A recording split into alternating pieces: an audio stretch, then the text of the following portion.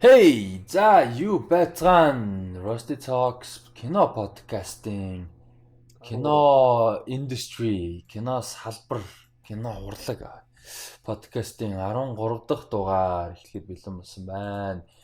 За, юуны өмнө манай сонсогчдын тоо, байнгын сонсогчдын тоо улам их нэмэгдэж байгаа. Тэгээд байнга сонсож байгаа хүн болгондоо, сонсогч болгондоо баярлалаа гэж хэлмээр байна. Тэгээд цаашид бусдаа хүргээрээ, subscribe хийгээрээ, манай пэйжийг лайк дарцгаагаарай. Анх удаа сонсож байгаа бол хүлээцтэй сонсоод цаг гарангийн дугаар болно. Маш их олон чухал сэдв ярилцсан. Мэдээд салбартайгаа байн холбоотой зарим нэгийг жоохон салбараас хөндөй байж магадгүй одоо мэдээлэл сэдвийг салбартай өнөөдөр холбож бас ярилцсан маш чухал сэдв гэж бодож байгаа учраас тэгэхээр цаашаа сонсож байгаараа цаашаа зөвхөн манай подкастаас гадна маш олон гоё контентууд бэлтэж байгаа шүү. Ер нь айгүй олон контент үйл ажиллагаанууд одоо бэлдээд төлөвлөөд ажиллаад явж байгаа. Одоо жишээ нь нэгд өдөр болгон Сеулийн гудамжинд хангаа зочдлын эсрэг талд Алтай барбекюгийн зүүн талд байдаг 4 давхар шилэн байшин байдаг Бибе комплекс бар гэж. Тэр барны 3 давхарт 8 дахь гэнэ. Нэгд өдөр болгоны 8 дахь цагаас өдрийн 8 дахь цагаас оройн 8 дахь цагаас 20 цагаас кино гаргаж байгаа. За кино гаргахаас гадна тухайн кинотойгоо холбоотой movie pop quiz багаараа оролцож болох гоё pop quiz явж байгаа шүү. Найзуудаараа нэгд өдрийн орой ажиллаад хараад те орой ирж байнга оролцож байгаараа альчаалаа тайлраа гэдэг л. Тэгээ бусандаа хүргээрээ сонирхолтой үйл ажиллагаа байнга явагдана. Тэгээд өвөл болохоор бүр тогтоод илүү гоё болох гэж бодож байна. Эхнийхаар нь бол The Dark Knight гарсан, дараа нь The Matrix гарсан. Одоо энэ подкастны дараагийн 7 хоног буюу 9 сарын 3-ны өдөр бол юу гарахаар байгаа. Энэ оны 2018 онд хамгийн өндөр үнэлгээ аваад байгаа, хамгийн их яригдж байгаа Quiet Place-с гадна тэгж яригдж байгаа аимшигын кино Hereditary гэж аимшигын кино гарна. Тэгэхээр тэр кино бол Монгол кино театрт гарах боломж нь байгаагүй учраас том дэлгэцээр ингээд олоолаа суугаад үзэх гой боломж гарах шүү. Бас movie pop гэж бол байн болж байгаа. Тийм байгаа. Тэгэхээр байн олдож байгаараа. Тэгээ бас манай нөгөө контент болох байнгын явж байгаа нөгөө контент болох манай хаан ширээний тоглоом гэж бодож байгаа. Game of Thrones-ийн Монголд албан ёсны одоо юу гэж хэлж болно? Төлөөлөл гэж болно. Фэнүүдийн те сонирхогчдын албан ёсны төлөөлөл гэж хэлж болно. Бид нар бас Sky-Media-тай хамтраад Valar Morghulis нэвтрүүлгийн 5 дугаарыг хийсэн байгаа. Тун удахгүй 9 сарын сүүлээс эхлээд үргэлжлээд явна. За тэгээд өдөр болгон манай алдарт админ Идэр сайхан маань өдөр болгон боломжтой үеэрээ маш гоё оройны зургууд мэдээлэлтэй Game of Thrones ертөнцтэй холбоотой гоё зургууд мэдээлэлүүд оруулдаг байгаа. Тэгээд Game of Thrones-тай холбоотой бүх төрлийн мэдээлэлүүд бол манай тэр хуудасаар явна. Тэгэхээр зөндөө олон юмнууд бол та бүхэнд хүрж байгаа шүү. Бас мэдгүй хүмүүс байж магадгүй энэ бол зөвхөн подкастер юм уу эсвэл Rusty Talks-оор зогсохгүй. Зөндөө цаашаа олон ажил байгаа гэж хэлмээр байна. Тэгэхээр өнөөдрийнхөө юу руу оръё? Подкаст руу оръё гэж бодож байна. Чамаар өнөөдөр амар тийм official радио цог шоу шиг эхэлж өдөртэй. Би бүр сонсоос гайхаас уу. Яг өнөөдрийн сэдвүүд маань нэлээд сериосны сэдвүүд байгаа учраас бас жоохон тооноор те зөв тоонтой. Юу вэ? 50. Чи хэдэн дугаар алга болов? Сайн өмнөх төр байлаа. Байсан шүү дээ. Амьд тийш Би биш. нэг л дугаар алсаад байгаа шүү дээ. Юу вэ? 50-нд бийжл байна. Чамаг одоо 3 4 5 цаг хүлээж ижил эхэлж энэ да подкаст. Арт өнөөдөр яалч гэдэг. 90 дээрээ сахалтай болцсон юм. Тэгсээ. Юу хүлээлгэж байгаа сахалтай болчих ярьж байгаа юм. Сахалтай. За өнөөдрийн сэдвүүдээр гоё мэдээллүүд бас байна. Хачирхалтай мэдээллүүд байна. Бас ганц хоёр гоё трейлер гарлаа. Тэрний талаар ярилцъя. Тэгээд бас өмнөх юуны подкастер хүн асуусан байсан Монголын кино урлаг үдийг нь те одоогийн байдлын талаар ярилцаач гэх. Тэрэн дээр бол цэнгэл бол ярилцах нэлээд сонирхол бас их байгаа. Манай доод золбоо цэнгэл байрал Монгол кинонд ерөөхдөө бит төрийг бодвол хамаагүй илүү мэдлэгтэй, сонирхолтой, одоо мэдээлэлтэй те илүү одоо opinion сайтай гэсэн үг. Илүү educated opinion гэж ярьдаг те илүү боловсралтай юу боловсрсан одоо харах өнцгтэй бас байгаа. Тэгэхээр тэр хоёртой явандаа бас сэдвүүдээр ярилцаа явах. Өнөөдөр бол яг ирсэн бол тэр зүгээр байлаа. Гэхдээ нэг нь хоолой нүдүүд зүрцэн нөгөөх нь амжихгүй ажил гарсан иймэрхүү нөхцөлөөр хоёлаа ирсэнгүү. Тэгэхээр бас тэр асуултаа үргэлжлүүлээд Монгол киноны талаар Монголтой яг кино гэхээс илүү Монгол кино салбартай холбоотой бас мэдээлэл Монголтой холбоотой бас ярих юмуд байгаа. Тийм байгаа шүү. За тэгээд дугаар болгоны ерөнхийдөө сүүлийн 2 3 дугаарын өмнөөс эхлээд дугаар болгоны төгсгөлд болол фэнүүд буюу сонсогчдынхоо асуултанд хариулдаг болсон байгаа. Асуулт ирсэн үед ч тийм. Ирээгүй үед бол яг хад ерөнхийдөө асуулт байнгын юм асуудаг гоё оролцдог хүмүүс зөндөө болсон маа тэднэртэй баярлж байгаа шүү. За эхний сэдвийг ярилцъя гэж бодож байна. Энэ ерөнхийдөө мэдээлэл талын юм л да. Одоо ингэж байгаа за Netflix, Hulu, Amazon за юу гэдэг Twitter ч юм уу те ингээд зөндөө платформуд байгаа. Бүгдээрээ ямар нэг байдлаар контент хийж байгаа те. За зарим нь бол бүр контентэд зориулсан платформ одоо YouTube гэдэг ч юм те. За тэрнээс гадна ер нь бүх одоо Apple хүртэл одоо энэ өнөөдөр бас Apple-ийн талаар бас ярилцсан. Тэрнээс гадна Facebook Watch гэж одоо Facebook нэг одоо хэсэг гэх юм уу да нэг төрөлтэй болж байгаа. За тэрэн дээр юу байх вэ гэхээр ерөнхийдөө контентер өрсөлдөгч байгаа. Тэгээ ориг одоо телевизэн цуврал, ориг цуврал гаргах ч юм уу. Эсвэл өмнө нь гарсан байсан цувралыг оруулах ч юм уу те. Ерөнхийдөө л одоо Netflix-тэй, явандаа өрсөлдөх Disney-тэй, DC-тэй те контентер өрсөлдөх юм салбар руу ерөнхийдөө бүгд том компаниуд ороод явж байгаа. Монголд хүртэл одоо тэрний талаар бас явандаа яригдах ажил байгаа. Тэгэхээр Facebook Watch бол Америкт хэрэг одоо цацагдж эхлээд Америк хэрэглэгчдэд хурж эхлээд жил гаруй болж байгаа. Тэгээ эхнийх нь яг өөрсдийнх нь зориулж хийсэн контент бол Jada Pinkett Smith бас Huda би буруу уншиж магадгүй Huda Catton гэж эмэгтэй байдаг. Тэр хоёрын одоо хамтарч хийсэн бас юм The Red Table Talk гэж шоу байт юм байна. Тэр нь болохоор ерөнхийдөө яг эмэгтэй хүмүүсийн нөгөө нэг beauty те гоо сайхан байхантай холбоотой ч юм уу те. Тэгээ одоо нас тогтж байгаа эмэгтэй хүмүүс яаж гоо сайхан хадгалах вэ? Эрүүл мэнд гэсэн ерөнхийдөө салбартай юм шоу. Амар open show. Тий айгүй нээлттэй амар нээлттэй. Угаасаа Jada Pinkett Smith байгаа юм чи нээлттэй байх нь баг тодорхой байх. Тэгээ тэр нь гоё. Тэ илүү эмэгтэй хүмүүс зориулсан мөртлөө нээлттэй юм хор шүү дээ. Тэгэхээр тэр бол айгүй одоо ярихаас ичдэг ч юм уу те. Нэг бол ингэ нэг тийм юмыг табу болгочтой те. Тийм биш. Шоу бас байдаг юм байна. Тэгээд тэр шоу бол Америкт нэлээд амжилттай явсан. Тэгээд тэрнтэй холбоотойгоор дээрэс нь энэ бол маш том туршилт байсан. Тэгээд өнөөдрөөс эхлээд дэлхийд даяараа Facebook Watch нээлттэй болж эхэлж байгаа юм байна. Яг одоо яг уцруугаа оронгот Facebook Watch яаж хэрэглэхээ сайн мэдэхгүй л байна л да. Гэхдээ ерөнхийдөө нээлттэй болж эхэлсэн гэж албан ёсоор бол зарласан байна. Яг тэр Facebook Watch гэдэг одоо юуных нь департаментийн захирал нэг юм да. Тэ зарласан байна. Тэгээд энэ нэгдүгээрт контент хийж эхэлж байгаа. Зарлал одоо дэлхийд даяараа болж эхэлж байгаа. Тэрнээс гадна ad breaks гэж одоо сервис нэгдэж байгаа юм байна. За тэр нь бол YouTube-ийн ерөнхийдөө ad л гэсэн үг. Тодорхой хэмжээгээр. Нэг бол юуны за энэ яг одоо харуулж байна iPhone-ы юун дээр бол Facebook application дээр Facebook Watch нэмэгдсэн байна. Минийх дээр бол сая нэмэгдэг байсан апдейт хийгээ болчих бах те.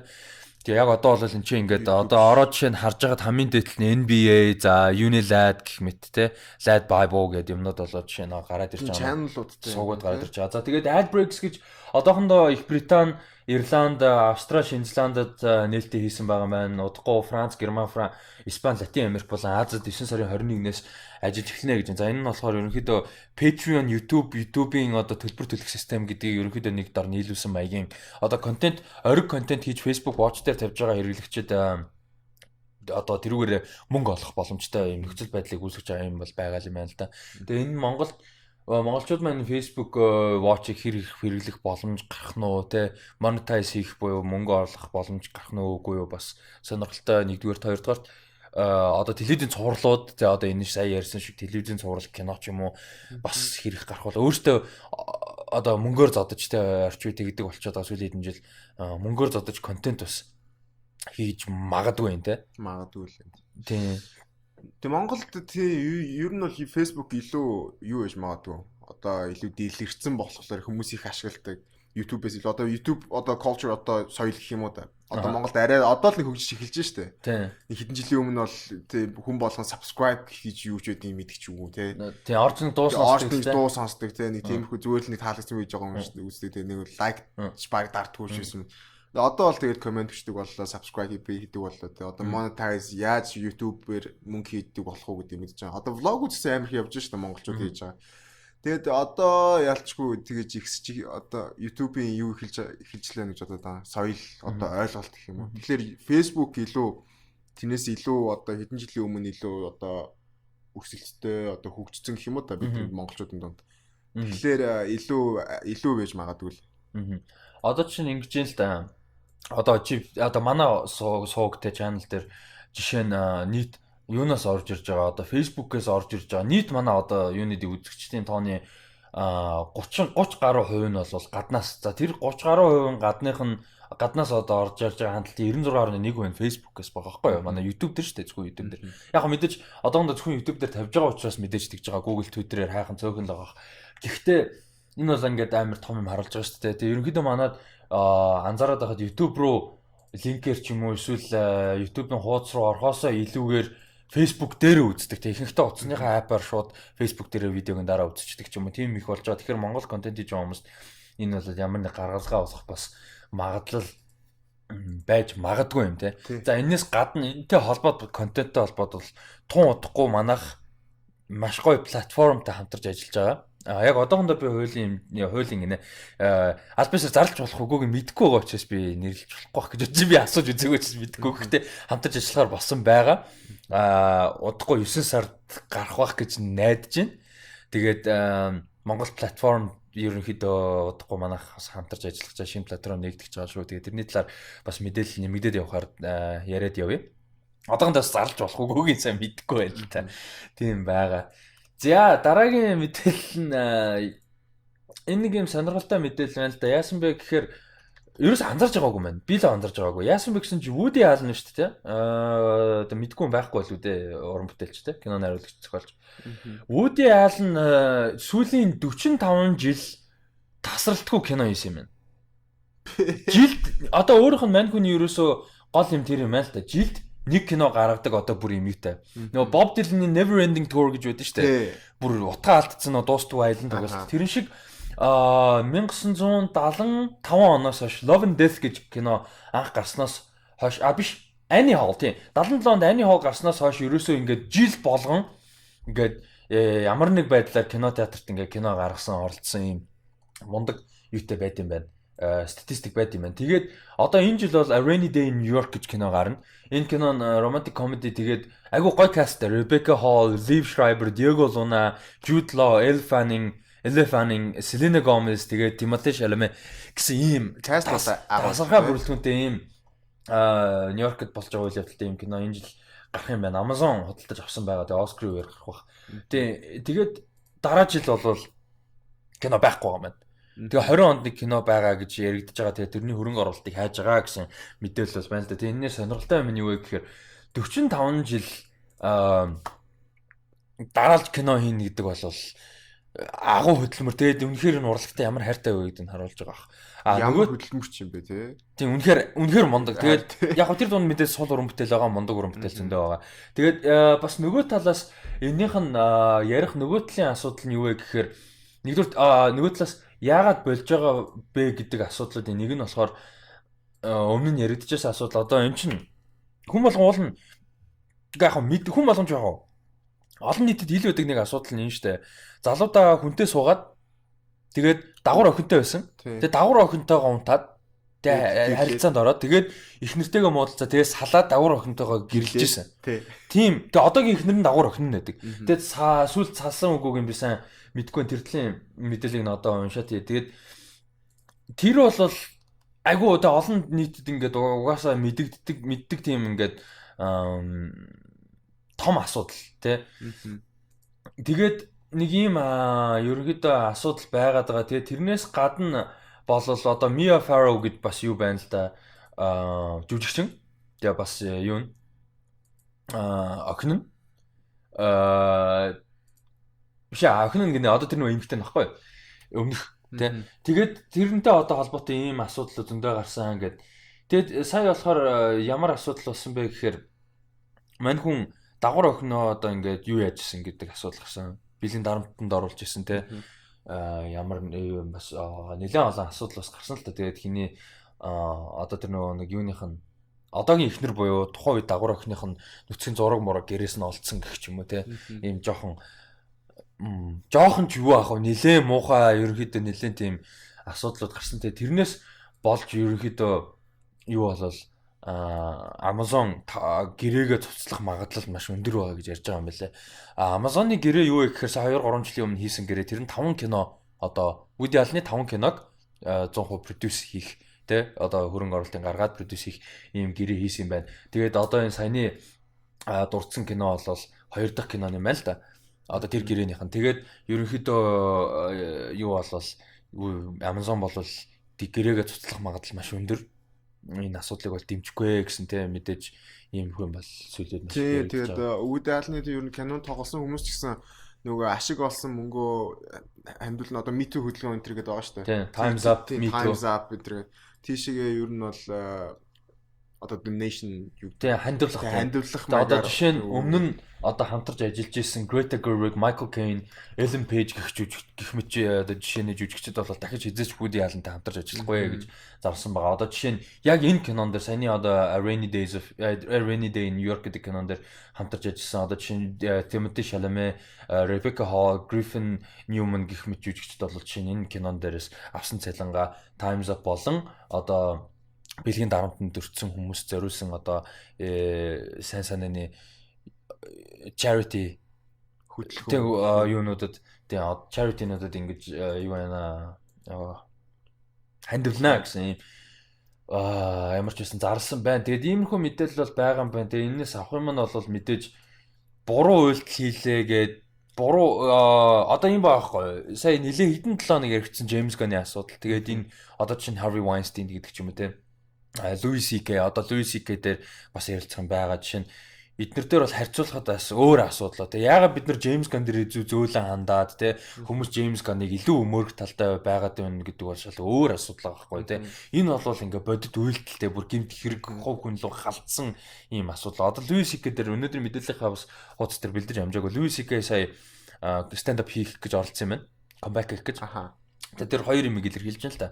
Нэгдүгээр юу юм бэ гэхээр 9 сарын өмнө одоо хид хідэн удаа хид хідэн жил дагнан эмгтэй хүмүүсийг одоо ингэж яг бэлгийн дарамтанд ямар нэг байдлаар оруулсан гэдгийг хүлээн зөвшөөрсөн. Тэрнээс өмнө хичнээн олон жил одоо тэрийг хүлээн зөвшөөрдөг байсан тийм болж байгаагүй үгүй гэж одоо олон нийтэд зарладаг байсан болов сая тэр нөгөө New York Times болон New Yorker сэтгүүлүүд дээр маш том Harvey Weinstein-тэй холбоотой мэдээлэл гаргаснаас хойш өөрөө зарласан.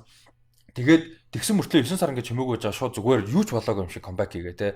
Тэрэн дээрээ одоо жишээ нь тэрнийхээ талаар юу ч яриаггүй, гэмти одоо тэр халдлага тэр одоо бэлгийн дарамтанд оруулсныхаа талаар ч юм яриаггүй те. Энэ хөдөлгөөний талаар ч юу ч яриаггүй тэгээ юу ч болоогүй юм шиг зүгээр ингээд жокнод хэлээ явж байгаа.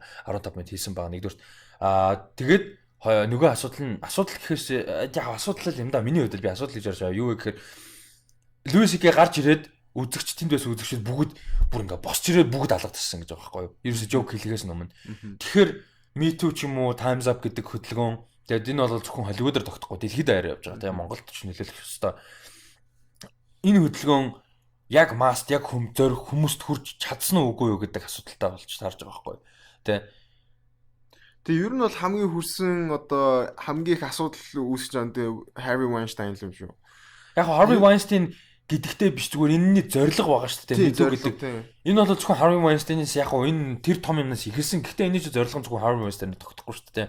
Тэг хүмүүст хүрэх гэдэг юм байгаад байдаг. Гэхэд одоо чинь Louis CK тэнцээ буцаж гарч ирээд яаж яхад юу ч болоогүй юм шиг зүгээр хүмүүс нь Louis CK-ийн карьерийг бодоод ч юм уу босч ирээд алгадчихад 15 минутын жокон сонсчоо тэр зөв үү үгүй юу гэдэг асуудалтай байгаа байхгүй юу. Асуудалтай л та. Яг 100% буруу гэж бас болохгүй болно. Гэхдээ тэр хүн ядаж тэрийг acknowledge хийх хэрэгтэй. Одоо чинь James Gunn дээр яагаад яриадсан гэхээр яг мэдээж бас харьцуулахад хэцүү. Louis CK шиг хүнд халдаагүй гэхдээ тэрнийхээ төлөө зөндөө уучлалт гуйсан, тэрнийхээ өөрчлөлт гаргасан, тэгээ хувь хүн өөрчлөгдсөн гэдэг жишээ ингээд олон нийтэд хүртэл мэдгэдгээр тэгэхэд Louis CK тэнцээ нэг ч удаа public apology хийхгүйгээр тэгээ олон нийтэд ядаж уучлалт гуйхгүйгээр зүгээр ингээд юу ч болоогүй юм шиг яаж байгаа нь тэр нь асуудал байгаа байхгүй. Тэгэхээр тийм нэг бас юу байна л да энэ дээр яригдах юм бол байна л да. За тэгээд энэтэйгээ шууд холбогдуулаад ярьчих гэж бодож байна. Яг уулын дараа нь ярих гэж бодож байсан. Сая хэд хоногийн өмнө Монголын LGBT-гийн одоо юу гэмтэй гişүүд за тэгээд дэмжиж байгаа хүмүүс те ерөнхийдөө бахархлын одоо Pride Day гэж ярьдаг. Одоо Pride Days болж байгаа. Ерөнхийдөө хэд хоногийн үйл ажиллагаа 7-8 хоногийн үйл ажиллагаа л да. Тэгээд энэ бол одоо Монголд 4-5 дахь жилдээ баг болж байгаа бах. Тэгээд LGBT-гийн одоо хүмүүсийн те юу яасан эрхийг одоо төлөө Pride те бахархлын юм одоо чагсаал хин чайшин чагсаал гэр нөгөө муу юутай болохоор ойлголттой болохоор walk те зүгээр те. Тэгэхэд тэрнээс болоод ингээд бөө юм болж юм л да. Онлайн хэрүүл хараал. Бөөл юм болж юм л да. Тэрнийг би энэ чи ярмаар санагдаад байна. Нэгдүгээр зүгээр би ярмаар санагдж байгаа учраас ярмаар биш. Би нэг кино урлагтайгаа холбоно. Холбох нь юу вэ гэхээр хүчээр холбож байгаа даа биш л да. Одоо юм байна. Би энэ чи жишээ гаргаж ирэх гээд байна л да. Нилээн олны танил Монголд те. Нилээн олны танил за би зүгээр хүн нэрлээд яг би бол мэдэхгүй. Манайх нилээн сайн мэдэх байх нэг тийм уран бүтээлч байна л да. За тэр хүн бол жишээ нь зүгээр дан Facebook дээр ихэд 100 мянган одоо фолловертай. Маш нэг том production нэг том жүжигчин байна жишээ нь. Би нэрлээд бас яах вэ те. Тэгээ тэр хүний одоо бичсэн юмыг би уншаах юм. Тэгээ кино уран бүтээлч хүн учраас. За ингэж ин анхаарах ёстой зүйл байх тэ эцэг эхчүүдээ. За миний Facebook-ын зарим найз нөхдүүд бусад хүмүүс одоо энэ ижил хөөстөнгүүдийн тийм постыг дэмжиж пост хийж шеэрлсэн байх юм аа. Үгсэн атсны чинь ижил хөөстөн байглаасаа энэ тэр тэ энэ эр хүн болж төрсөн бол үр хүүхэд хийж удмаа угсаагаа өргөжлүүлэн таслахгүй байх хэвээр. Им хүн бол үр хүүхэдтэй болж төрсөн үр хүүхэдтэй болж төрж тэгээ дээрэс нь одоо гэрээ гийгүүлж гэрийг болж эр нөхрийнхөө удам угсааг үргэлжлүүлэх өрийг нь эрүүл инх бойжулж төрүүлж одоо өсгөх эрхэм үүрэгтэй гинэ. Тэгээд харин гэтэл одоо яаж вэ? Эр юм нь мэддэхгүй юмнуудыг улам өгшүүлж хүний эрх энэ төр гэж хуцах боллоо зарим залуус. 3 сая хүнтэй байж ихэнх нь ижил хөвстөн болцохоор яах юм бэ? Эртний сайхан эсэнд им шинж чанар давамгаасан хүү төрөхөд нэг сайхан алганы амт үзүүлээд 2 сар адуу мануулаад авч ирэхэд жинхэнэ эр хүн болоод ирдэг байсан юм гинлээ шүү. Тэр жагсаал хийж байгаа дотор насанд хүрээгүй шахам хичнээн хүүхэд байв. Аав ээж нарч гисэн амьдралын төлөө гих нэрэдлэр үр хүүхэд чинь юу хийж сонирхож байгаа ямар ч их хандлагатай болоод байгааг сайн анхаармаар юм аа. Өвсрөн үеийнхэн ихэнх нь хар тамхичин ижил хүйцнүүд болоод дууслаа шууд хэлсэн дуучлал нэз гинт нэрээ хөдлөөд бичглээ. За нэг юм бичсэн байгаа. За энэ дэр би юуг энэ хүний хэлж байгаа юмыг дэмжих вэ гэхээр дэмжих гэхээс илүү хүлээн дэмжих юм байхгүй хэлээгүй байгаа. Зөвөр хүлээн зөвшөөрөх гэхээр сэтгэлээ хэлхийг би хүлээн зөвшөөрнө. Би нэг тийм мундаг үсгүүд гэхдээ сэтгэлээ хэлэх бол зөв.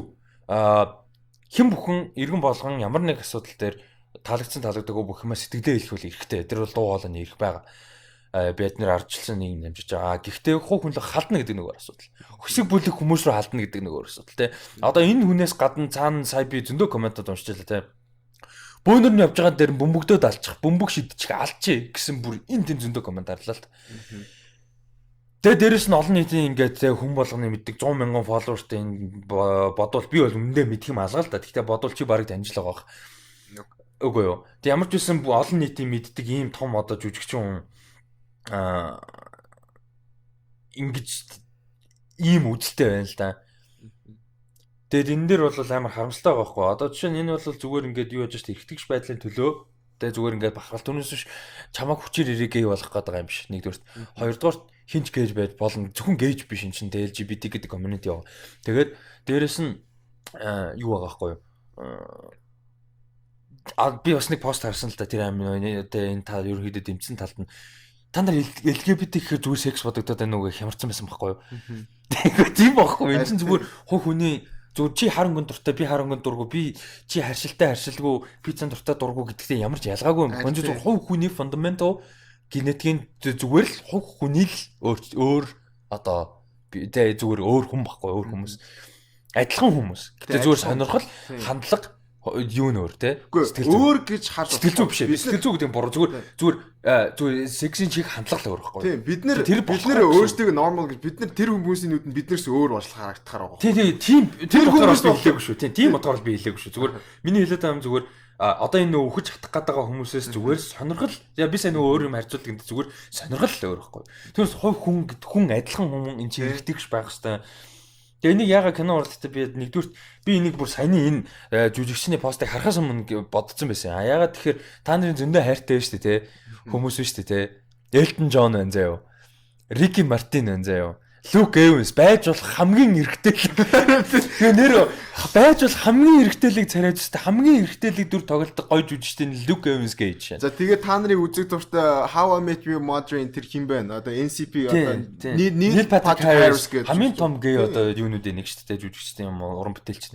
Тэглээхэж хүмүүс уран бүтээлэх чадвар хувь хүмүүсийн зөв буруу ямар ч тэр нөлөө байхгүй. Тэнэг хүн бол тэнэг хүн байхгүй. Зөв хүн бол зөв хүн, уран бүтээлч бол уран бүтээлч. Тэрний хүний юуны сексийн болон романтиктэй тэр хүний сонирхол ямар ч тэр хүнд хамаагүй. Тэрүүгээр бахарах хэвээр. Тэгээд эргэтгэж байх хэвээр. Тэгэл болоо. Тэгэхэд ийм байдал бол байх ёсгүй те. Бидний тэр хайртай Монголд их ирэхээр нөгөө гарын үсгийг авах гээд боож өгөх гээдсэн Мишель Родригес чинь тэгэж ярил лесбийн жүжигч чинь. Тэгээ Монголд ирэхэд нь боож өгөх чинь яасан гарын үсгийг авах гээд боож өгөх гээдсэн юм сте. Хөлөнтөд. Гэхдээ тийм байхгүй юу? Тэгэхээр зүгээр ингээд тэгш байдал гэдгийг зүгээр хүлээн зөвшөөрч сурах хэрэгтэй. Тэгээд би хэлээд аа. Хувь хүмүүсээр халдах нь асуудал. Дургу байж болно. Хамаагүй шүү дээ. Дургу байж болно шүү дээ. Сонирхлыг нь хүлээн зөвшөөрөхгүй байж за яах вэ? Би бол хүлээн зөвшөөрөхгүй байна гэдгийг хүлээн зөвшөөрөхгүй байна. Гэхдээ зүгээр хүлээн зөвшөөрөхгүй байж болж байна. Окей. Тэгээд тэр өссөн орчин чинь юм сэтгэл зүйч юм байж болно. Гэхдээ хувь хүмүүсээр халдах нь өөр асуудал байхгүй. Чи бусад оронд чи боддоо зүгээр бөөнөр нь явж хахад нь бөмбөгдөө даал гэдэг комент гарч ирвэл тэр зүгээр ямар хэмжээ террорист л болоо тэр шууд утгаар терроризм хэсэг бүлэг хүмүүсийн аминд шууд халдж байгаа асуудал. Тэр тийм хэмжээнд байж болохгүй байхгүй. Зүгээр би энэ зүгээр хувь fundamentally human асуудал учраас би бүр санал зүрхийг нь ч бараг хүлэн шүрмөргүй байна. Харин бис хүлэн шүрдэггүй. Угаасаа яг зүгээр би нөгөө нэг эрхчлөөтэй одоо нийгэм учраас ядаж opinion хэлхийг нь ирэх нь бол байгаа. Тэгээ сэтгэлээ. Тэрийг нүлэн зөвшөөрөх болно тэгээд. Тийм. Тэгээ тэрнээс цаашаа гол явахгүй байхгүй. Тий, тэгээд энэ асуудал ер нь байнга байгаас чи угаасаа тэгээд миний бодлыг угаасаа сайн мэдж байгаа бох тий. Тэгээд бол надад нэг санаа байгаад идэв. Тэгээд тэрийг үүдээ хэрэгжүүлэх байх ирээдүйд. Тэгээ энэ айгүй том асуудал та бид нар яагаад дуу хоолойгоо бид нэр сонсгож явах хэвээр хүмүүст хуваалцах хэвээр сэтгэл зүгээ. Тэгээд чухал гэж бодож байгаа өөртөө ярих гэсэн сэдвээ ярилцах хэвээр. Хүн болгоны сэдвийг ярилцах шаардлага байхгүй. Тэр жимээг өнгөрч болно. Тэр л хамаагүй. Энд чи зүгээр ярилцахыг хүссэн бөгөөд зорьсон учраас ярилцж байгаа. Тэгээд бас энэ сэдв дээр сэтгэлдүүдээ хуваалцаарай. Дургу бас байж болно. Хамаалга. Хувь хүн л хандахгүй байл хамаалга. Хувь хүн л халдах гэдэг бол шал өөр асуудал. Майкл Бэй тэнийг найруулагч гэдэг чинь уран бүтээлийг нь хэлж байгаа. Жишээ нь бид нар тоглоомор зөндөө ярьдаг. Тоглооморч гэж дээ. Сериус ярьдаг. Би Майкл Бэй дургу. Дуртай кинонууд нь байдаг. Гэхдээ жишээ нь нэг тиймэрхүү уран бүтээлч чинь өвөө боолыг бол би үзээ яддаг. Гэхдээ хувь хүнийг нь биш байхгүй. Тэр чинь уран бүтээлч гэдэг талаас. Одоо чинь би яг энэ юун дээр сэдвээр ярмаар юм байна л да. Одоо чинь манай Game of Thrones тий. Манай Game of Thrones-ийн нэвтрүүлэг Scam Media болон манай Хаан ширээний тоглоом хуудасаар 5 дугаар жишээ нь явсан. Тэрнээс Scam Media-гийн хуудас илүү олон хүнд хүрч байгаа учраас тэрэн дээр илүү комент өгдөг сэтгэлүүд. Тэрэн дээр таалагдахгүй юмнуудаа хүмүүс бичдэг. Зүв баггүй. Constructive criticism бидэрт хэрэгтэй. Тэгээ яг юу нь болохгүй байна, ийм таалагдж байна, ийм таалагдахгүй байна, тэ? Ингүүл зүгээр гэдэг юм зүв. Гэхэд тэнцээ тэр нүдний шилтэй пистан үзье, тэ ийм байна, тийм байна. Тэр яадаг өдцөн гөлөг байж гэж яах шиг. Гэхдээ нэр ингэсэн. Би скриншот хийхийн хооронд юу яатсан бэлээ, устгацсан бэлээ. Scam Media-ийн бодол устгасан баг. Тэрийгэ болох хэрэгтэй. Хүмүүс шууд ханддаг. Би тэрэн дээр бас нэг гин байгаа л да. Би нэг хүнд бол тодорхой хэмжээгээр тэгж халтдаг зөө. Гэхдээ би бас өөрөө тэр hypocrite байж болохгүй зөө. Тэр би тэрийг айгүй олон жил ярьж байгаа байхгүй юу? Айгүй олон жил ярьж байгаа зөө. Тэрийг тэгээ мэдэх бах, мэдэхгүй тэгээ мэдэхгүй. Тэр бол би тэрийг тэгтээ сүлд болчиход байгаа. Hypocrite гэдгийг мэдээд ингээд тэрийгэ засаад яваад. Тий, хүмүүс нэг тийм одоо үзий ядалт гэдэг юм тийм шүү. Нэг бол уураа нэг бол комментэр гаргадаг юм уу? Нэг тийм юмнууд ер нь болох хэрэгтэй тий. Хүн өөрийгөө илэрхийлж болно. Тэгэж хүнлөө бол дайрч болохгүй. Яаж бодсон? Тий, хэр ууртайгаад бол тэрийг өөр юм л гаргал да. Спорт хичээл. Спорт хичээлтэй. Тэгээд хүнлөө уучраагүй пистагаар ингээ дуудаал тий. Үгүй тэр хүнд мэдээж уншаад гой байхгүй л ав штэ. Яг нэг бол хүн тэгэж уураа гаргаад тэгэж нэг хүн баяр нэг гой байд юм уу? Хүнтэй хэрүүл хиймээр байд юм уу? Одоо жишээ нь тэнцээ тэр нэвтрүүлгийг хийсэн манай хүүхдүүд цуг хийсэн хүүхдүүдийн нэгнийх нь ээж нь байн үздэг тэр нэвтрүүлгийг. Тэ хүүхдээ гой дуртай ямаараа юм хийж байгаа гэж шиэрлдэг би тэрийг мэднэ. Тэгэхэд тэр хүнд хүүхдийг нь писта гөлгөөр нь дуудсан байхад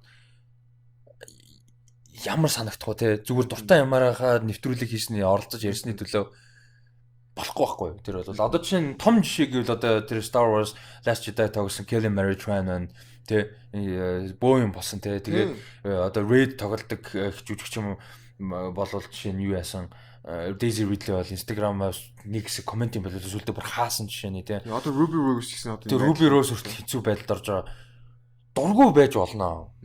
Тэ хийсэн уран бүтээл чадварнд нь дургу байж болно. Зөвхөн Ruby Rose-ийн одоо юу гэдэг жүжиглэлтэнд нь эргэлдэж байна те жоохон таалагдахгүй байна өөр жүжигчин байсан болмоо л гэдэг тийм хүн бол байж болж тэрийг одоо хорих ингээд хийв байхгүй шүү дээ. Гэхдээ тэр хүнд халдна гэдэг өөр асуудал байхгүй юу? Шалтгаан хэрвээ дургуй шалтгаанаа өгөх те. Тэгээд би ингээд өөр опшн гаргаж өгөл тоо.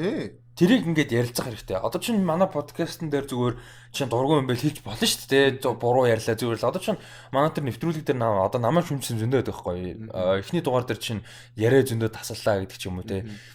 Тий одоо дэндүү хинээлээ далчналаа. Тэнгүү тэрнээс нь би авахын аавна. Бас яриа тассан байна. Би өөрөө эдит хийж байгаа юм анзаарч байгаа шүү дээ. Би бас яриа нэслээд байна да. Тэгээ дараагаас нь багасгадаг ч юм уу. Тэгээ далчналаа гэдгийг нь бид энэ чи энийг бол тоохгүй. Ягаад тэгэхээр чи бид нар өөрсдөө хөвгөлтэй байгаа учраас тэрийг тоохгүй өнгөрөөдөг ч юм те.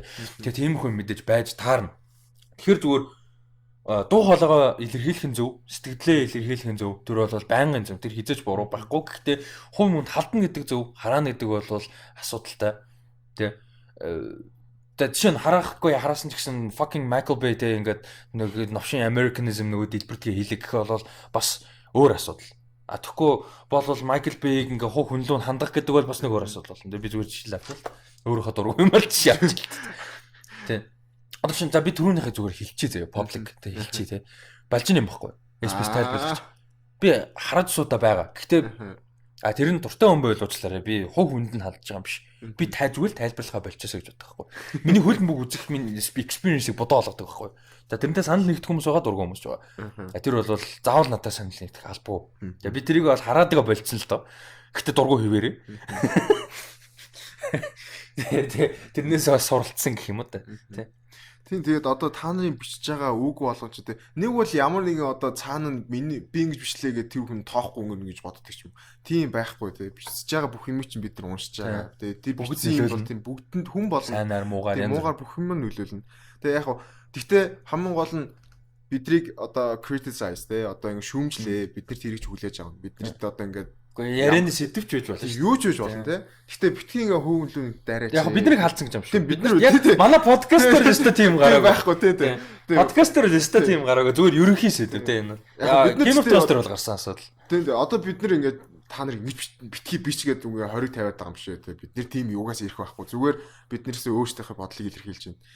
Тэгээд ер нь бас тэгээд бодох хэрэгтэй. Та нарын бичиж байгаа үг болгон чинь тэр химиг хийж байгаа хүн болгонд хүрч байгаа шүү. Тийм. Тэгэхээр агуу зөв инфлюенс агуулж байгаасан тийм.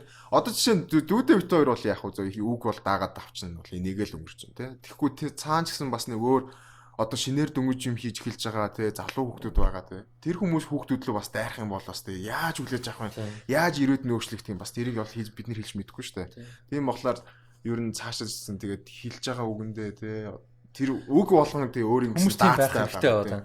Үг болгон ч өөр ингэсэн одоо жинт одоо даастай хүчинтэй хүнд очиж байгаа. Тэрээс бодох л хэрэгтэй.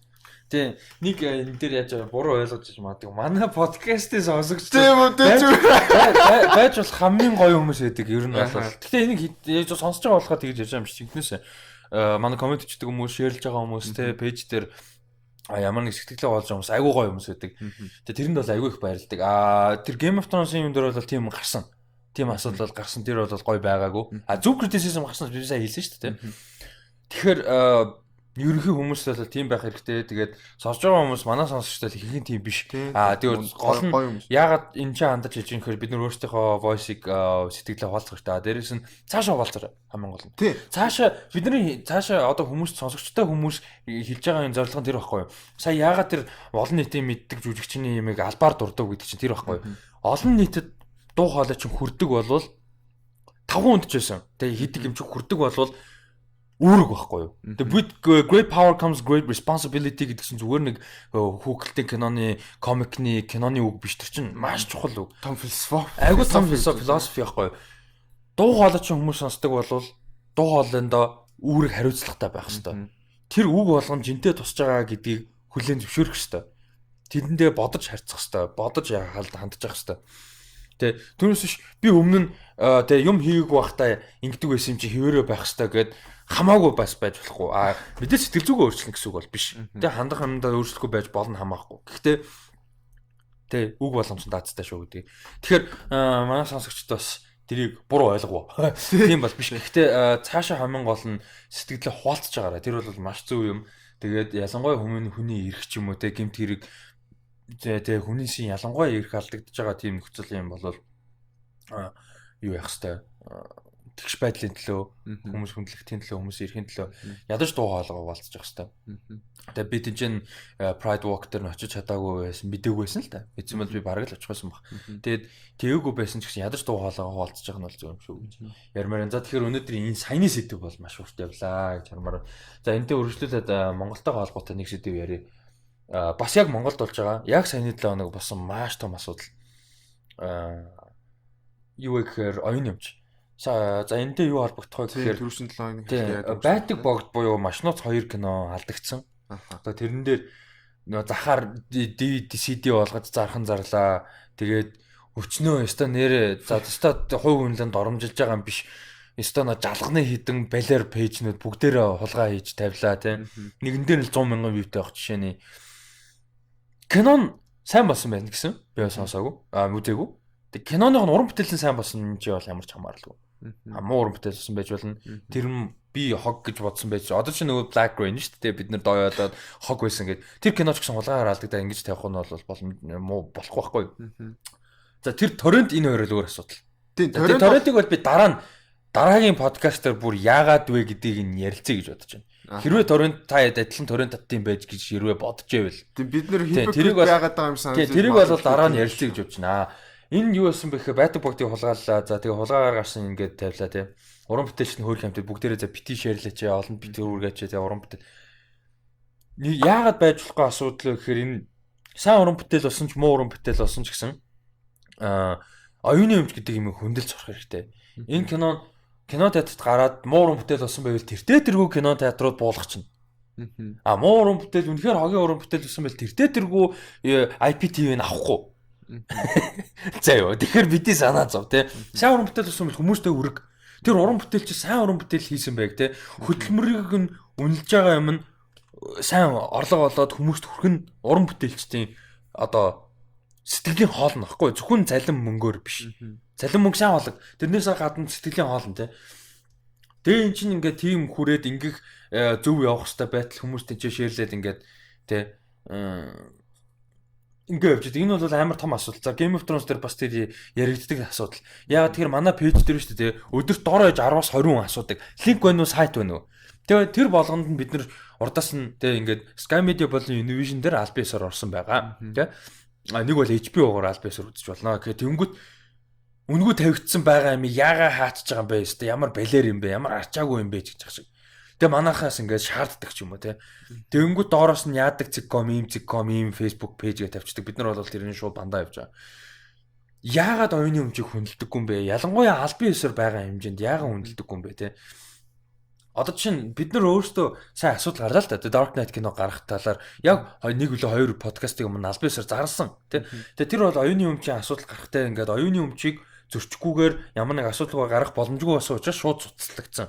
Бид нэр оюуны өмчийн одоо эрхийг хариуцж байгаа компани захирал хүнтэй нуцаар ярьж агаад тий ингээд танах боломжгүй болохгүй. Хэрвээ ингээ ийм үйл ажиллагаа гарах юм бол ийм асуудал гарна гэд тэнгүүт нь хоёр удаа уцаар ярилцаж үзээд окей ямар нэг асуудал гарах боломжгүй мэн болигээ шууд шийдвэр гаргаад кино театрт гаргах шууд байсан.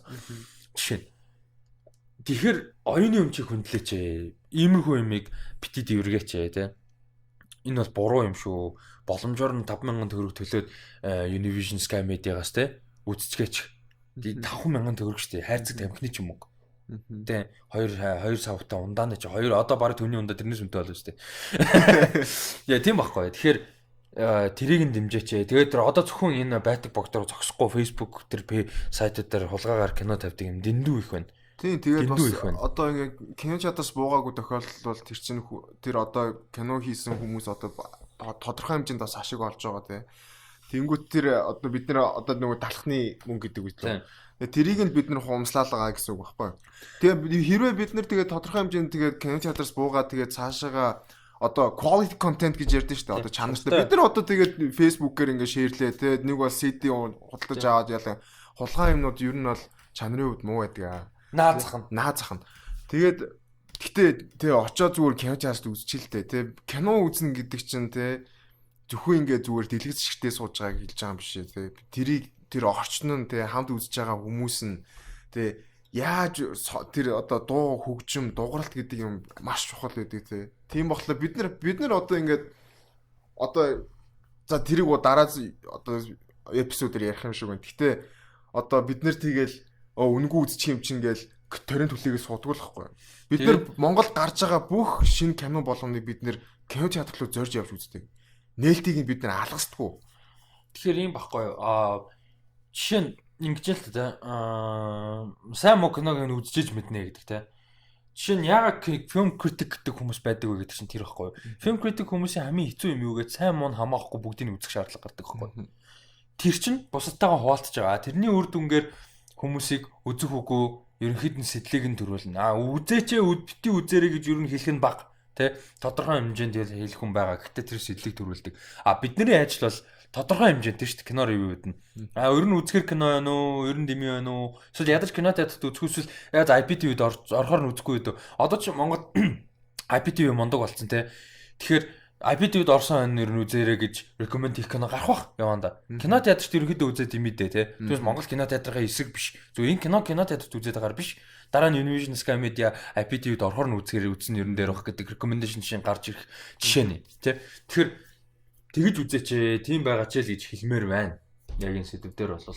Тэгээд дараагийн подкастуудаар яг дараагийнх гэж хэлэхгүй ерөнхийдөө дараагийн подкастуудаар тэр талаар бол ярилцъя гэж бодож байна нэмээд. За хүн сэдвүүдийн хувьд л юм байна. Йоо гэтээ 40 минут болж байна те. Тэгээд яригдах хөстэй сэдвүүд. Өдийг хүртэл сонссон байгаа бол баярлалаа. Бид нар байнга хэлдэг те өдийг хүртэл сонссон бол баярлалаа.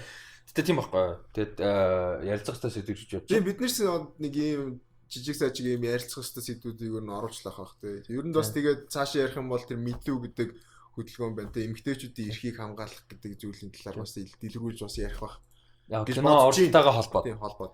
Тэгээ нэг бол санал авч болно шүү. Тусдаа life гэдэг life society гэдэг подкастаас хийж болно. Тэ кино урлагаас гадна сэтгэлээ хуваалцдаг те. Нийгэм өнөөгийн Монгол. Нөө өнгөрсөн дугаар дээр ирсэн тэ нөө хөшгөний ард үл цэнгэл гэдэг шиг. Тэр шиг тэ life with rusty. Не болно. Сэтгэлээ өвчээрээ. Тийм байна. За тэгээ мэдээлэл рүү оръё. Ингээд хүн сэдв дуслаа тий. Мэдээлэл рүү оръё. Юу гэхээр дин амар сонин project яваад байгаа шүү дээ. Joker. Todd Phillips, Hangover-ын Todd Phillips найруулж байгаа Martin Scorsese-гийн найзын компани продюсерлж байгаа хин тоглосон Joaquin Phoenix тоглосон Joker кино байгаа шүү дээ. Айгуу сонирхолтой. Энийг баг нилээд яшлаа тий. Тэгээ ийм нэг сонирхолтой project байгаад байгаа. За энэ дээр одоогийн байдлаар баталгаатай одоо өмнөх дугаар дээр ярьсан бол Robert De Niro тоглохоор болсон байна. Zazie Beetz за тэгээд Joaquin Phoenix тоглолтод тодорхойсон байгаа шүү дээ. Тэгээ сая мэдээлэл гарсан альбасаар зарлагдаад Alec Baldwin гэж мундаг жүжигч юм байдаг тий. Бараг одоо худалчин 40-50 жилийн карьертэй Alec Baldwin Thomas Wayne-ийн дүр тоглохоор болсон байна. Тийм. Одоо хиний Batman яав. Bruce Wayne яав. Batman ч аав. Bruce Wayne яавд нь тоглохоор болсон байна. Бас сонирхолтой л юм тий. Энэ project агуу сонирхолтой байна. Сонирхолтой гэдэг нь тийм гажиг байхгүй юу? Харин тий. Нэгдүгээр DC Warner Bros 2-ын өөчнөө тэг өмнөх дугаар дээр зөндөө ярьсан асуудалтай project-ууд байгаа тий. Баталгаатай гарах үгүй айгүй асуудалтай байнгын тэгсэн мөртлөө тэр олон юмд энэ бараг гарах нь хамгийн баталгаатай яваад байгаа юм шүү. Харин тий. Энэ юу н амар урагштай яваад. Тэгэж ер нь хараад тахаад амар тэгснэ Alec Baldwin-ийн тэр нөгөө одоо Thomas Wayne хин шиг гэж байгаа. 80-ад оны Trump шиг гэж байгаа. Trump-ийн 80-ад оны Trump шиг биш одоогийн Trump бол 80-ад оны Trump-ийг ингээд тэр үед ингээд харуулж байгаа юм шиг дүр энэ төр гэдгийгсэн байгаа. Тий. Яг шууд утгаараа мэдээж Trump юу яахгүй л байгаа л тийм шиг л тий. Одоо 19 оны 10 сарын 9-нд гарна гэсэн release date-тэй байж байгаа жишээ нь. Тэгээд screenplay болцсон гэж байгаа. Тэгээд зураг авалт бол удахгүй эхлэнэ гэж байгаа. Тэгээд тэгэл DC одоо тэгэл шинэ юм дусаж үзэхээс өдөө өөр яах вэ? Тэгээд нэг халтныг юм уншсан Hugh Aquaman-ыг Marvel-ийн Phase 1-ийн кинонотой зүйрлцсэн. Тий. Нэг review маягийн ч юм уу нэг бол нэг тиймэрхүү юм хальт уншсан. Ер нь бол яах вэ? Бас тийм colorful те. Гэхдээ нэг тэгэж бүр амар impactтай байхгүй юм шиг. Харжлаа. Тэгээ энэ айгуу сонирхолтой project байгаа. Тэгээд ямар ч байсан хамгийн сонирхолтой нь байгаа. Тий. Сайн болох муу болохыг үнэхээр хэлж мэдэхгүй байна. Тэрэн дээр бол тэгтээ хамгийн сонирхолтой нь харагдаад байгаа. Юу болох вэ гэдэг үнэхээр сонирхолтой байгаа. Тэгээд хари.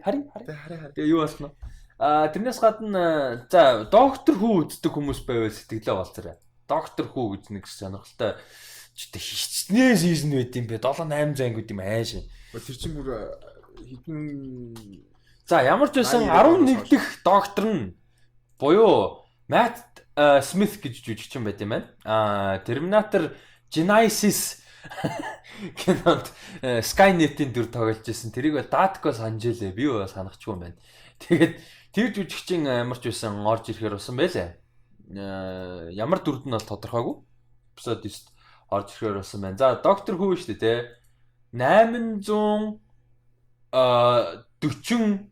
юутай байна. Анги байт юм байна. Тэгээд 63 оноос хойш 63 оноос одоо хаашаа юм бэ?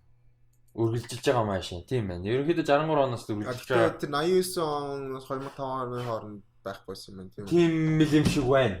Ер нь тэгэж харагдаж байна. 97 мисинг нү.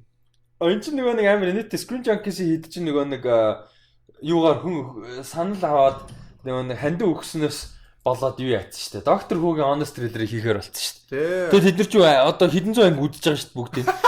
Тэгээд тамлагдж байгаа шүү дээ. Spencer Dan энэ төр чинь Joe тэр гуравч. Тэгэхээр энэ ондоо бараг багтаад гарч магадгүй honest trailer. Хөөхий. 800 үдчихэж шүү дээ. Айгүй бүх ангийг үзэхгүй хоо чаас. Алгасах үстэй. Тэгээд яж тэд нар чинь манусыг бодвол жинхэнэ кино үзэж ажиллаа идэг хүмүүс. Хэцүүж байгаа. За нэг ийм их юм байна. Энэ яг нөгөө доктор хөө мэддэг хүмүүс л сонирхолтой баг тоо. Манустэй нөгөө доктор хөө үздэг болохоор яаж доктор хөөс өөр том юм баг байхгүй юм бэлээ энэ жүжигчин. Яг мэдээж олон юм байгаа гэхдээ нэг тийм ярахаар юм байхгүй тийм. Харъя. Тэгээ 11 дэх доктор юм шиг үү? Тэгээ 11 дэх. Одоо хийддэг нь байгаа. Мэдхгүй одоо хийддэг доктор нь. 13 дахь гэнэ. Тэгэхээр одоо анхны эмэгтэй доктор нь 13 дахь нь юм байна. Jodie Whittaker. Тэгэхээр 2 generation-ийн өмнөх юм. Тэгээ 2 доктор өмнөх. Тийм. Доктор нь юу нэг докторын өмнө. Үдчих нэг ч анги үдчих байгаа. Тэгэхээр нэг тэр нөгөө нэг юу англид гэдэг нь утас кабинтаа утсан дотор орол time travel хийгээд байдаг үстэй тий. Тийм шиг байл. Гэхдээ хүмүүс амар үздэг байл. Би бас амар surprising амар тийм амар үздэг. Тэгээ манайхаа яг үздэг болол тэрэг энэ илүү ойрхон багч юм.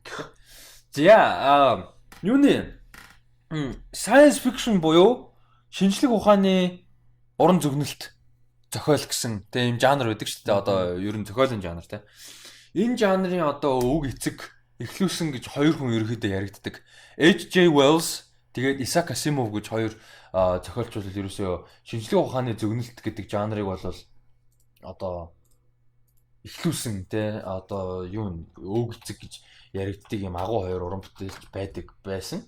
За H.J. Wells-ийн Foundation гэдэг маш алдартай юу байдаг? Зохиол байдаг. Ерөнхийдөө анхандаа 3 номтой зохиол гарч ирсэн дээ цаашаа нэмэгдээ явсан Star Wars шиг. Тэгээд prequel гараад Star Wars шиг тэгээд яригдчихсэн ийм зохиол байдаг. Тэгээд энийг бол Apple түрүүн ярьсан шүү дээ Apple-тай холбогдноо гэд. Apple телевизэн цуврал болгож гаргахаар болсон байна. Apple. Тэгээд ерөнхий хоёр зохиолчин буюу продюсер нь David S. Goyer. За одоо Dark Knight-аар нь хүмүүс сайн мэддэг баг. David S. Goyer тэгээд Sarah Connor Chronicles дээр ажиллаж байсан Josh Friedman гэж уншдаг байж магадгүй. Friedman хоёр хамтарч ажиллахад болсон юм байна. Тэгээд дээрээс нь Skydance гэж том студи байдаг. Миний мэдхээр J.J. Abrams-ийн студи. Terminator, Mission Impossible, Star Trek дээр одоо ажиллаж байгаа. Skydance нь тийм лөө. Тийм шүү дээ. Bad Robots юу юм бэ? Bad Robot чинь J.J. Abrams шүү дээ. Skydance чинь юуных юм бэ? Skydance ч бас амар том студи. Би тэгвэл андарсан ба sorry. Тийм. Bad Robot чинь Abrams шүү дээ. Тийм. Skydance ингээд хамтарч ажиллахаар болсон юм байна. 10 одоо юутай ангитай юм том сурлыг ярьсан байна. За би яагаад сая Star Wars гэдээсэн бэ гэхээр энэ дэр болдог үйл явдал дээр Galactic Empire гэж гардаг. За тэгээд тэр нь болохоор бүтэн ингээ манай сүүн зам гэж ярьдаг галактик гэдэг чинь сүүн замыг ингээ битүү эдэлсэн одоо юм том галактик empire гэж гардаг. Тэгээд галактик empire тэрэн дээр нураад тэгээд 100000 жилийн дараа одоо ингээд хоёр дахь том галактик empire гарах юм байна гэж гол дүр нэгээд цаг хугацааны машинаар анзаардаг байхгүй юу? Мэддэг. Тэгээд тэрнтэй холбоотой юм том үйл явдал болдог. Тэгээд 3 анги гарчаад дараа нь prequel гарсан Star Wars шиг. Тэгээ ер нь бол энэ орчин үеийн Star Wars-аар зогсохгүй орчин үеийн маш олон одоо юм шинжлэх ухааны зөвлөлт фантаз маш олон зохиолууд энэ санаа авсан байдаг. Одоо John Carter гэж ярьдаг шүү дээ. Тийм байдаг. Тэр том зохиол Star Wars ер нь бол энэс гаралтай л болж таах гэдэг. Яг уу басгүй тэгж хэлэх бас болохгүй л дээ. Гэхдээ санаа бас маш олон санаанууд авсан байдаг. За одоо жишээ нь Isaac Asimov-ыг хүмүүс юугаар мэдгүй гэх юм бол жишээ нь I Robot гэх кино байдаг шүү дээ. Will Smith-ийн тоглосон. Тэр бол жишээ нь Isaac Asimov-ийн зохиол байхгүй юу? Жишээ нь. Тийм. Тэгээ Galactic Empire series гэж явдаг. Одоо Foundation гэж санийх бол одоо Foundation гэдэг нэрээр явж байгаа тийм. Тэгэхээр Isaac Asimov бол ийм амар том одоо мундаг юмнуудын уран бүтээлчдийн тийм зохиолчдын нэг тийм байна. За H.G. Wells гэж сая дурдсан. Тэгээ H.G. Wells юу исэн бэ гэхээр 1800-аад оны сүүлээс одоо Isaac Asimov-с өмнө амьдарч байсан цаг хугацааны машин, үл үзэгдэгч хүн. За тэгээд орчуулахад юу гэж орчуулмаар юм бэ? War of the Worlds те. Энэ зохиолуудыг одоо сансараа за 1895, 1897, 1898 онд бичижсэн. Цаг хугацааны машин гэдэг зохиолыг 1895 онд бичижсэн. 1895 он.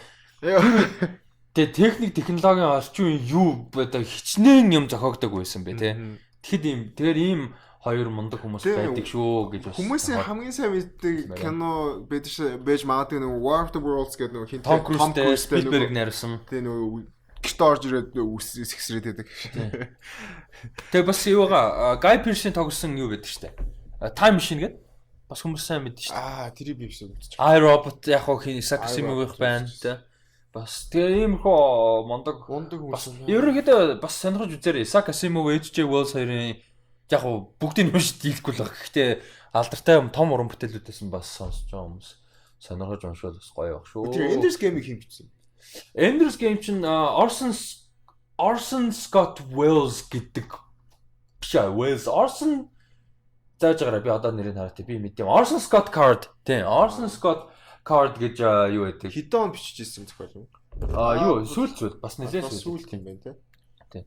Одоо жишээ нь анхны Ender's Game бол 77 он гарсан. Сүүл гэхэд бас л юу. Тийм 77 он гэхэд бас мундаг тийм. Star Wars-тай нэг жил гарсан байгаа шүү дээ. Зохиолын хувьд бол тийм байна. За мэдээлэл юмнуудаас реакцуудаас сүүлийн хоёр юм л байгаа. Энэ хоёр нь трейлер байгаа. Нэг нь Bad Times at El Royale гэсэн кино гарч байгаа. 18 оны 10 сарын 12 кино нээлттэй юм байна. За энэ киноны трейлер гарсан байлээ. Үзцгээгээрэй. Тэгээд энэ кинонд болохоор Jeff Bridges, Dakota Johnson, John Hamm, Chris Hemsworth, Russell Crowe илүү олон хүмүүсийн мэдх юм. Russell Crowe. Nick Offerman бас байна. Тийм Nick Offerman тийм. Ийм яг хөө бас дээрэс нь гол дүртэй одоо чинь Cynthia Erivo, Kelly Spany гэж үжигтэй л да.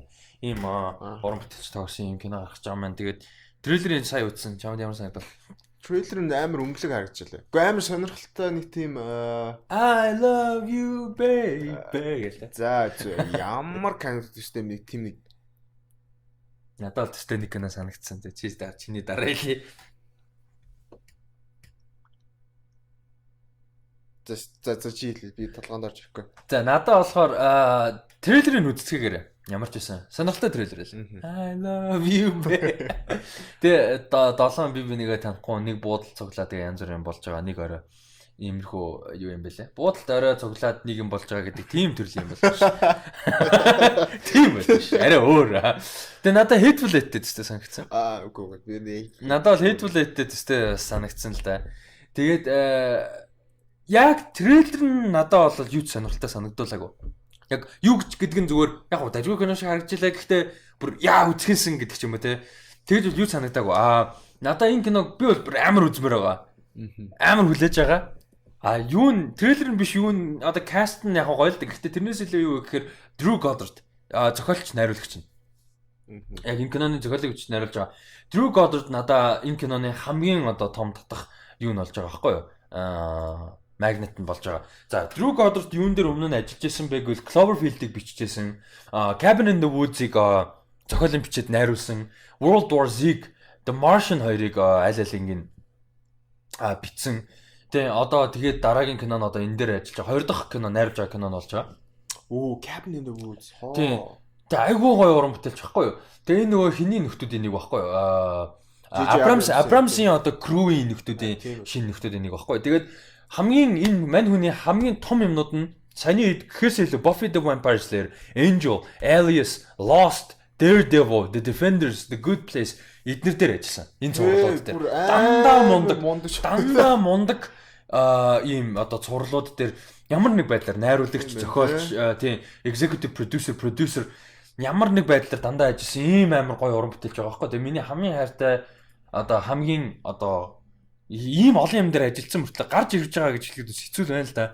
Гэтэ гарч ирж байгаа найруулагчийн хувьд бол гарч ирж байгаа ийм уран бүтээлчдийн нэг байгаа. Тэгээд надад бол Bad Times of at El Royale at the El Royale айгуу сонирхолтой санагдаж байна. Тэгээд надад трейлер нь үзэхэд нэг юм санагдсан болохоор зүгээр угаасаа бүх юм нэг тийм нууцлагнал байлгаад байгаа юм санагдсан. Нэг угаасаа нэг mysterious. Тэгээд трейлер нь өөрөө юу ч өгөөгүй. Нэр юу ч өгөөргүй. Яг нь дээгүүрээ шалдан back хийнийг харсан юм да. Chris Hemsworth-ыг л харсан. Тэгээд сүүлийн хэдэн жил зөндөө харж байгаа Softo Jeff Bridges те. Тэг нөгөө ярин ойлгохдгоо. Манай Softo байхаараа гоё байдсан шүү. Үнэ шүчээ. За, энэ нэг юм байлээ. Тэгээд сонирхолтой л болж. Тэрний дараа манай boy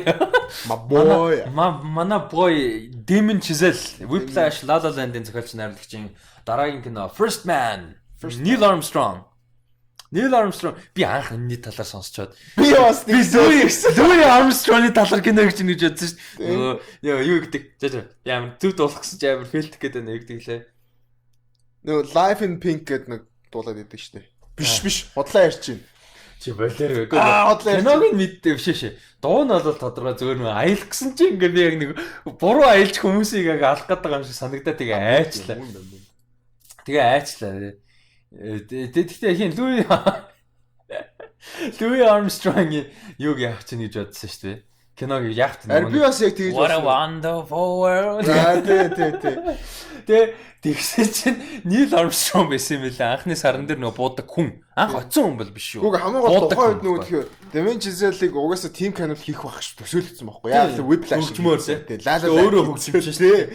Тэнгүүт толгоонд орж ирж байгаа юм шүү тэр орж ирсэн. Тэснэ Louis Armstrong яаж жагаад Ryan Reynolds биш ээ Ryan Gosling-д гайхсан юм ба тий. Бас гол дүрдэн гэдгцэн. Тэгсэн чинь Neil Armstrong-ийн тухай кино байлээ. За тэгээд бас нэг хүмүүсийн амар юу яадаг юм. Энэ дэр нэг жоохон юу хиймээр байдаг юм. Засварч юу агавдаг хүмүүс хэлмээр байдаг юм. Neil Armstrong анх саран дээр гიშгсэн хүн. Ер нь бол гიშгсэн хүн. Анх оцсон хүн биш. Тэр нь юу гэсэн үг вэ гэхээр шүү дээ, тэ. Анх оцсон групп чинь юу байхгүй юу? Ганцаараа хин биш шүү дээ. Neil Armstrong мэдээж ганцаараа саран дээр очиж буугаагүй. Тэг гурван байсан. Яг уу, юуны одоо мишны юу нөхгүй юу? Ахлагч нь командер нь байсан, удирдагч нь байсан учраас хамгийн дөрөв саран дээр хүлэгч тавьсан. Тэрнээс гадна Michael Collins бас Buzz Aldrin гэж ярьдаг те. Buzz Aldrin гэдэг нэрээр алдартай. Энэ гурван хүн анх саран дээр очиж исэн юм шүү. Тэрийг бас тэгээд бас анхных тэгээд сүүлийнх нь биш шүү дээ. Тэрний дараа дахин 11 болт тий 11 болт байдаг. Тэрийг нэг ярьдаг үү. Нөгөө нэг саран дээр буусныг кино Холливуд хийсэн тий. Дэлхий хавтгай. Тэг хүмүүс тийм нэг буруу ойлголт нөгөө Neil Armstrong Америкчууд нэг саран дээр очиж дахиж очоогүй юм шиг ойлгох юм шүү. Тийм зөвхөн ярьж зөндөө очсон шүү. Даацтай сүултээ тэрийг очиод ашиггүй байна гэдгийг ойлгоод мөнгө зардал гаргах байхгүй. Тэгээд дээрээс нь дрон хөгжсөн. Тэгээд дрон явуулсан дээр болоо. Тэгээд дээрээс нь Mars илүү секси тий. It's a sexy idea. Хангалттай их нөгөө дээж аваад ирсэн. Тэгээд за одоо судлах юм байна. Ямар ч гэсэн Dark Side of the Moon гэж тэрэн дээр юм байхгүй. Трансформерлууд л байхгүй. Тэгэд уул нь ярьчихсан юмсан амар далай биш. First Man-ийн трейлер. Уул трейлер авчих. Трейлер юу санагдав? Трейлер гоё харагчлаа. Амар тийм гэтээ надад тийм нөгөө тхөө угаасаа л biopic кино л та. Гэтэ тийм нэг тийм докюментари ч юм шиг нэг тийм вайбтай ч юм. Надад сая трейлерыг хараад яг трейлерыг нь юу гэж утсан бэ гэхээр biography киног biography юу гэлээ манай эдийн бүр нэгэн сонсогчтой нэгэн коммент хийгээд заагаад гисэн байсан юм аа. Юу гэлээ? Юу гэлээ? Баримт биш ээ. Biography юу гэдэг Монголын юу гэдэг? Намтарчсан кино юм да тийм. Нэг юм тайлбарлаад өгчөө л. Хоёул biography гэж ярьсараа. Biopic гэж ярьсараа тийм. Намтар кинонуудын трейлерыг ийм амар entertaining action кино шиг хийж болт юм байл гэж бодсон. Яг эсэмэн дээр энэ зүгээр biography шүү дээ. Драма ч хийж болно. Яг нь ерөөдөө драма шүү. Гэхдээ ийм амар action юм шиг трейлер байж болох юм байна гэж бодсон. Сая амар action трейлер байгаа шүү дээ. Тэг шүртэггүй амар intense байгаа шүү дээ. Тэг шүртэй юу. Тэгэд Damon Jesuit ийм төрлийн киноос тэгтээ амуу гол хийж чадахгүй юу гэдгийг харъя те. Хамгийн инээдтэй тэгтээ нөгөө яг одоо саран дээр угаасаа бууцсан ойлгомжтой болохоор нөгөө хамгийн трейлерын зүгсэлээ саран дээр очсон байгаа амар инээдтэй санагц. Угаасаа ойлгомжтой л доо. Яг одоо intense юм тэр нөгөө юу л юм да. Өмнөх бэлтгэл нь тэгээд хүүтэн дайны үн шүү дээ. Тэгээд одоо ард түмэн нь ийм их мөнгө засгийн газрын мөнгөөр те татвар төлөгчдийн мөнгөөр ийм дэми юм хийх шаардлага байна уу үгүй юу те. Тэгээд тэр дарамт зөвхөн Neil Armstrong биш Michael Collins, Buzz Aldrin гэр бүл ямар хүн дээр туссан бай те. Тэр мишн тэр даалгаврын шинжлэх ухаан талаас анхны одоо санд дээр очисон даалгавар ямар хүнд нөхцөлтэй байсан бэ? Одоо сая трейлер дээр тэгж л та. We must fail гэх те. Бид нар фейлдэх хэвээр, бид нар бүтлгүүдэх хэвээр. Тэгснийхээ ачаар явахтаа бид нар бүтлгүүдэж болохгүй гэх те. Тэр талаас нь л илүү харуулах байх. Түүнээс яг саран дээр бууж байгаа интенсив тэднэр нь бол угаасаа амьдрал дээр 50 60 50 жилийн өмнө болоод өнгөрцөн юм учраас нэг тийм амар юу бол биш шүү дээ. Сонирхолтой биш. Тэгээд би яг сая ингэж бодсон. Тэгээд ер нь одоо энэ киног үзэхээс өмнө ч юм уу нэг бол дараа нь бас тэр hidden figures-ыг бас үзэх хэрэгтэй байна. Тэр бас айгүй гоё яг өмнөх юуг нь харуулна шүү дээ. Science-ыг нь бөгөөд бас тэнд юу болсныг давхар харуулж эмгтэй юунууд судлаачтай юу гэдэг лээ scientist шинжлэх ухаанч. Шинжлэх ухаанч гэж зээлжсэн. Шинжлэх ухаанч л гэдэг үстэй. Үгүй өөр үг байгаа. Судлаач биш ээ юу гэдэг лээ. Шинжлэх ухаанч гэж юу байдгийг архин ч гэж байгаа шүү дээ. Ой шинжлэх ухаанч гэж үг байдаг баха. Шинжлэх ухаанчаа тий Эрдэмтэн чи өө. Ой, сонсогчдод нэг юм хэлэх зөө. Шинжлэх чи өөрийгөө шинжлэх ухаанч гэх үү? Би өөрийгөө scientist л гэнэ. Чи юустэй те эрдэмтэн заяа. Шинжлэх ухаанч гэх шиг хаанаас шинжлэх ухааны ажилтан төгөөлөө. Йоо, энэ даатгүй уул нь шинжлэх ухаанч байгаа. Биотехнологиор төгссөн яг техникийн хэллэгээр technically уул нь эрдэмтэн баггүй чаавас тэгснэ өөрийгөө шинжлэх ухаанч гэж явж байна. Science. Биотехнологи за хөөш шинжлэх ухаанч with Datco гэдэг подкаст дахиад гарах уу? Тэг хүмүүсийг төөрөгдүүлдэг. Биш тэр хүмүүсийн ингээд юу ажиллах юм чи тийм подкаст ажиллах юм шүү дээ. Ингээд юу заяа шинжлэх ухаанч with Datco гэдэг заяа. Тэгээд хүмүүсийн misconception-ийн талаар ярьдаг. Science-ийн. Гэхдээ нэр тийм байж болж шүү дээ. Гоё байгаа шүү дээ тий. Жишээ нь тэрийг ч бол хийж болно шүү. Жишээ нь батга гартай. Тэгэл бактери дээр нь байгаа тэгэл юмс л болж гарч шүү дээ. Үгүй олон төрөл байгаа. За тэгэхээр ингэж эхэлж болох нь шүү заяа. Sneak peek. Шинжлэх ухаанч with Datco-гийн анхны sneak peek-ийг exclusive та бүхэнд хүрлээ. Батганы талаар 2 секундын хариултыг. Яа, хэдэн спин-оффтой болчихоо манай. Хөшигний ард үцэнгэл Life with Rusty тэгээд юу шинжлэх ухаанч with Datco. Туудахгүй Rusty Zocks сувгаар та бүхэнд. Гэтэ тоглоом биш шүү. Технээсээ байж болно шүү. Манайхан гоо дэмжиж байвал болно шүү. За, өнөөдөр ингээ мэдээллүүд үгээр дуусч байна. Тэгээд юу яа, фэнүүдийнхаа фэнүүд гэхээр амар өөрөөсөө мундаг хүмүүс л ч байгаа. Сонсогчтойгоо тий. Хизээ нэг цагт бүр амар мундаг фэнт бол. Сонсогчтойгоо асуулт руу орохоос өмнө бас ганц хоёр мэдээлэл юмнуудаа хүргэе гэж бодож байна давхар.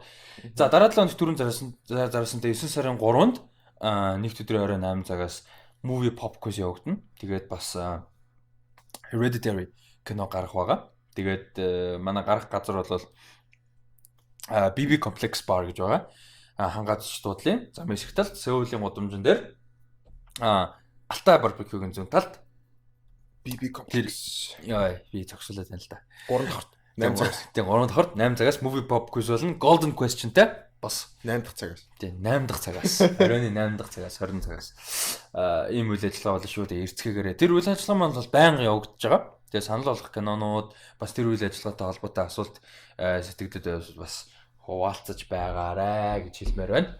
Тэгээд бас нэг зарлах юм байна. Шууд асуулттай холбоо зарлжаа гэж бодож байна. Асуулт руу орж байгаа учраас segue хийгээд сая манай Гамбаяр Гадархүү гэж нэрийн овг нэрийг нь буруу эвгүй дуудсан бол уучлаарай. Гамбаяр Гадархүү гэж байгаа юм тий.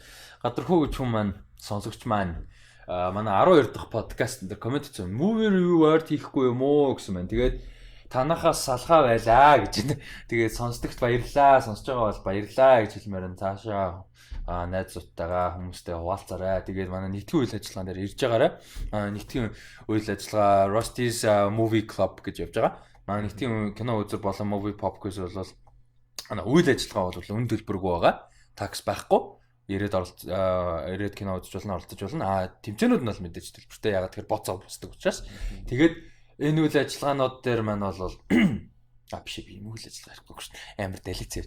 Тий, болдог байгаа шүү. Тэгээд ирээрээ гэж хэлмээр байна. Тэгээд энэ хүнтэй movie review ойрт хийхгүй мүү гэсэн байна. Тэгээд энэ дээр шууд segue-гээ зарлчих гэж бодож байна. Ирэх 2 дахь өдрөөс ирэх 2 дахь өдрөө лөө. Тийм ээ. Ирэх 2 дахь өдөр буюу одоо энэ подкастын маргааш нь гэсэн үг. Биш юу вэ солирч. Юу вэ энэ подкаст 4-р дараа шүү дээ. Үгүй байна. Дараагийн 7 хоног. Дараагийн 7 хоногийн 2 дахь өдөр буюу 9 сарын 4-өөс эхлээд 7 хоног болгоны 2 дахьд кино ревю явахаар болсон байгаа. Тэгээд юутай Unitel компанитай хамтарч ихний ээлжинд 4 киноны ревю гаргахаар болсон байгаа. За тэрэн дээр бол манай кино ревюудыг ихний ээлжинд ямар ч сан 4 киноны ревю контентыг бол ивент итгэж ажиллана. За тэгээд эхний киноны сонголтыг тун удахгүй ерөн кинонуудынхаа сонголтыг тун удахгүй юун дээрээ зарлана. Пэйж дээрээ зарлана. Нэг бол дараагийн подкаст гэхэд бас зарлж магадгүй юм. Бас харъя те. Дараагийн подкаст хэд ихнийх гарцсан л байгаа юм байна л да. Тийм байна. Ямар ч сан 2 өдөр болгон кино ревюуд гарна. Тэгээд Unitel-тэй цаашдаа хамтарч ажиллах уу бол мэдэхгүй байна. Ямар ч байсан 4 кинон дээр хамтарч ажиллана. Тэгээд зарим нэг хүмүүсийн ойлголт байж магадгүй сая Mission Impossible Fallout-ийн ревю дээр бас IMAX-аас төлбөр авсан IMAX-ийн төлбөртэй ревю энэ төр гээд бас асуусан байсан. Тэр бол төлбөртэй юм байгаагүй. Тэр кино IMAX зүгээр үзэхэд мундаг байсан учраас би тэгж хэлсэн. Энэ бол Unitel аль биесээр ивент гэж гарах контент. Гэхдээ тэглээгээ би тэр киног зүгээр очроохгүй багтаад тэгж тийм бол хийхгүй. Зүгээр би киногоо өөрөө сонгож байгаа. Киноныхоо листнээс би хараад ямар кино ревю хийхээ өөрөө сонгоод тэрэн дээр яг цэвэр ревю хийгээ явна. Яг контентыг нь ивент итгэж гарч байгаа гэсэн үг. Тэгэхээр сэтгэл ревю нь бол яг минийх байх юм. Контентыг нь ивент итгэж байгаа гэсэн үг шүү. Тэрэн дээр бас одоохондоо зарим нэг манайхан бас буруу ойлголттой байд юм шиг бэлээ. Гэхдээ ерөнхийдөө спонсор авах юм уу, контент юм дээр ивент итгэж авахгүй бол манус чинь яаж талхаа олж идэвдэ те. Манусыг амьдралаа зориулж байгаа хүмүүс чинь. Тэгэхээр тийм байна. Нэг асуултанд ингэж хариулчихлаа. Тэгээд Гамбаяр Гадархүүтэй баярлалаа. Дараагийн контентуудыг баян сонсож байгаарай гэж хэлмээр амар ядаргатай. Амьдралынхаа цагийн 7 хоногийн 5 цагийг баян зарцуулж байгаарай. Тавч ирэхэд одоохондоо явна даар болно. За амар хурдэлж. Арбалаг.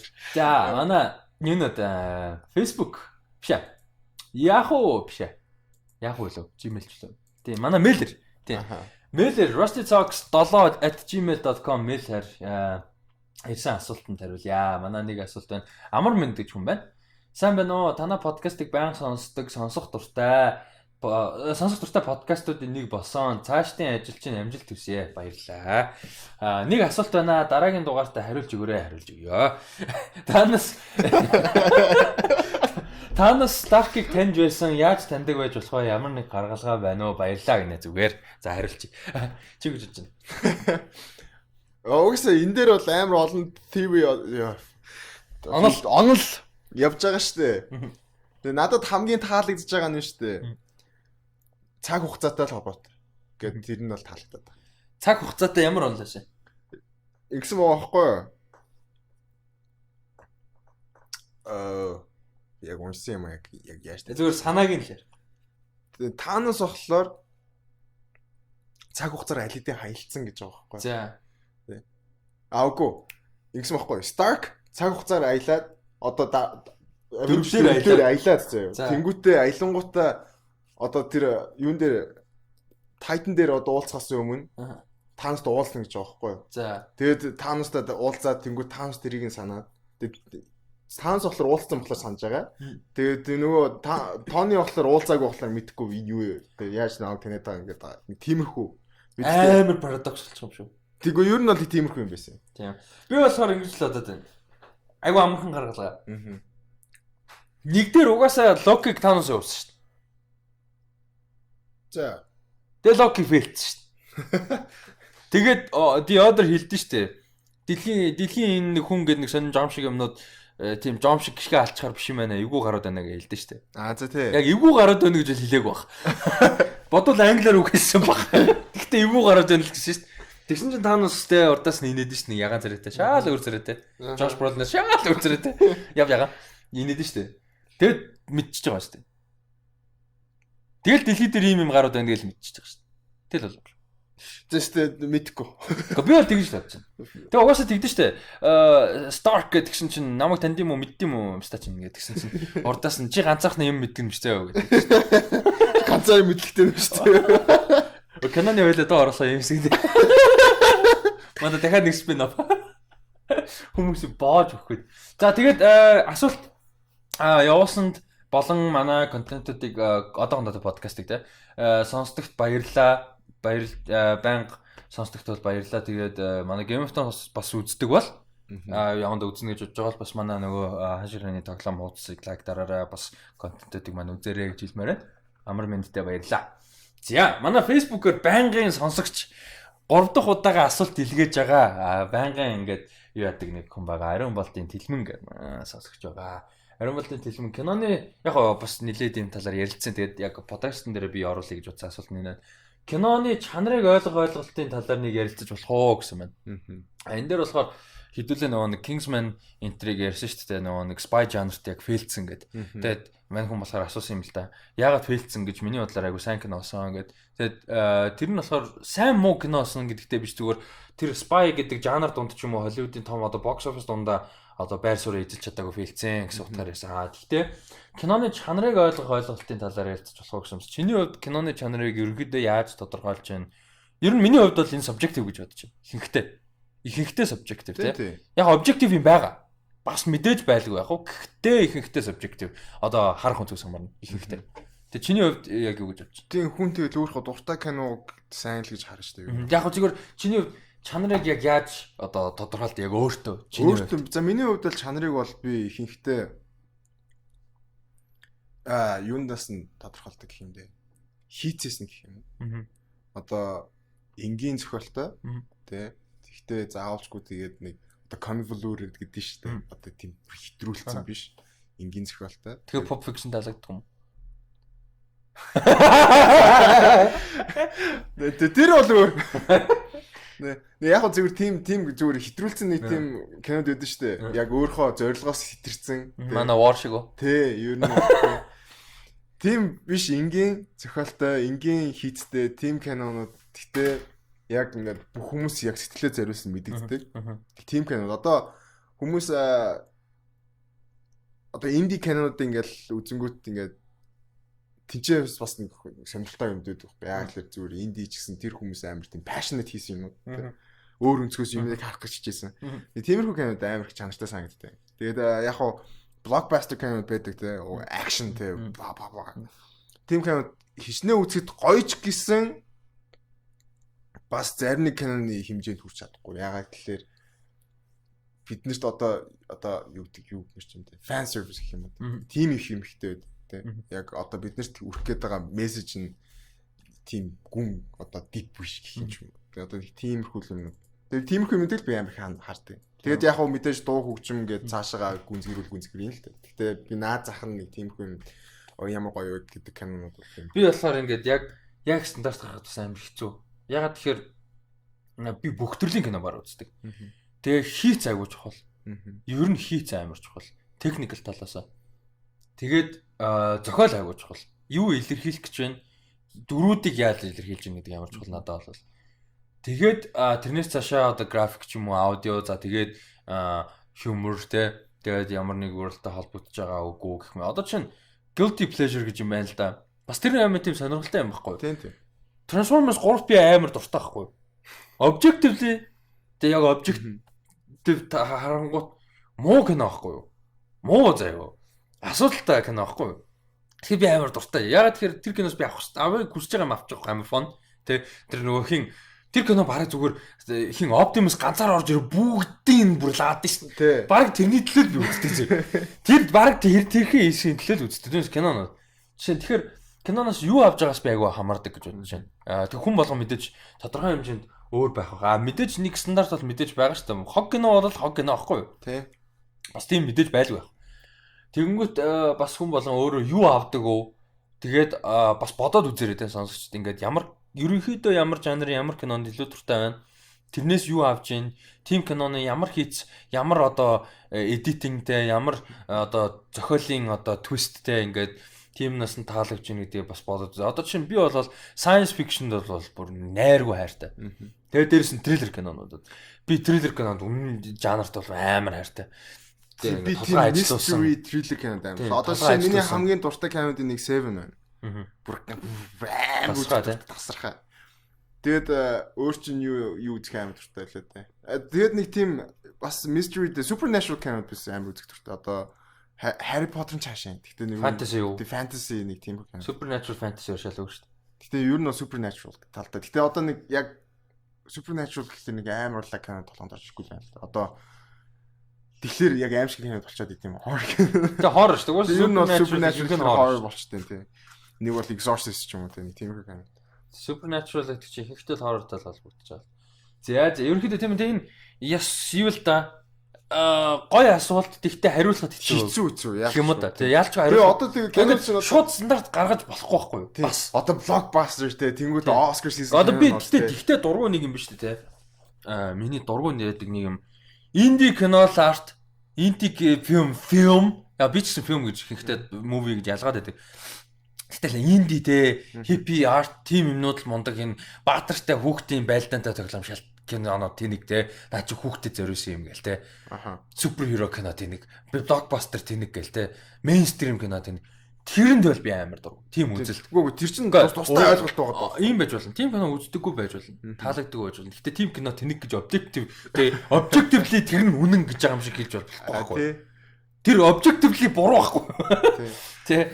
Би бүх киног үздэг амар дуртай. Гэтэ зүгээр юу л واخгүй. Зүгээр яг юу хүлээхээ зүгээр ойлгодог л واخгүй. За энэ киноноос би яг юу хүлээж чинь. Би заа тэрийг авчлаа. Тэгээд жишээ нь би body horror жанр бол дургу. Жишээ нь дургу гэдэг нь би тэнцэнс гоё юм авдаггүй, гоё мэдрэмж авдаггүй. Хийцэн мундаг гэдэг нь би ялгаас халгана. Гэхдээ надад таалагдах уран бүтээл талаас хийц гэдэг хоёрыг би өөрөөр хардаг. Тийм байна. Ингиж хүм тайлбарлуулаас айгу зүгээр юм байна л да. Таалагдах үгүй хийц гэдэг нэг юм байна. Одоо чинь би War дээр ярьсан шүү дээ. Хийцэн дээр зөндөө гоё юмнууд байсан. Гэхдээ тэр кино гэдэг утгаараа надад юу ч таалагдаагүй. Ихэнхдээ.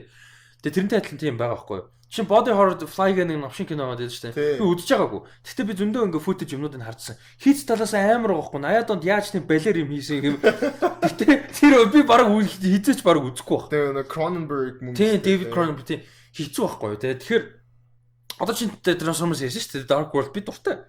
Гэтэ хийц талаас нь новш кино байхгүй тийм ихэнхдээ objective яг film making талаас. Тэгэхээр тэрийг жоохон ялгаас сурах. Гэтэ тэгээд за дургүй юм байж болно. Гэтэ тэрийг objectively буруу гэж болохгүй байхгүй юу. Тэ жишээ нь нөгөө талаас objectively буруу тэ бас дургүй юм байна зөө.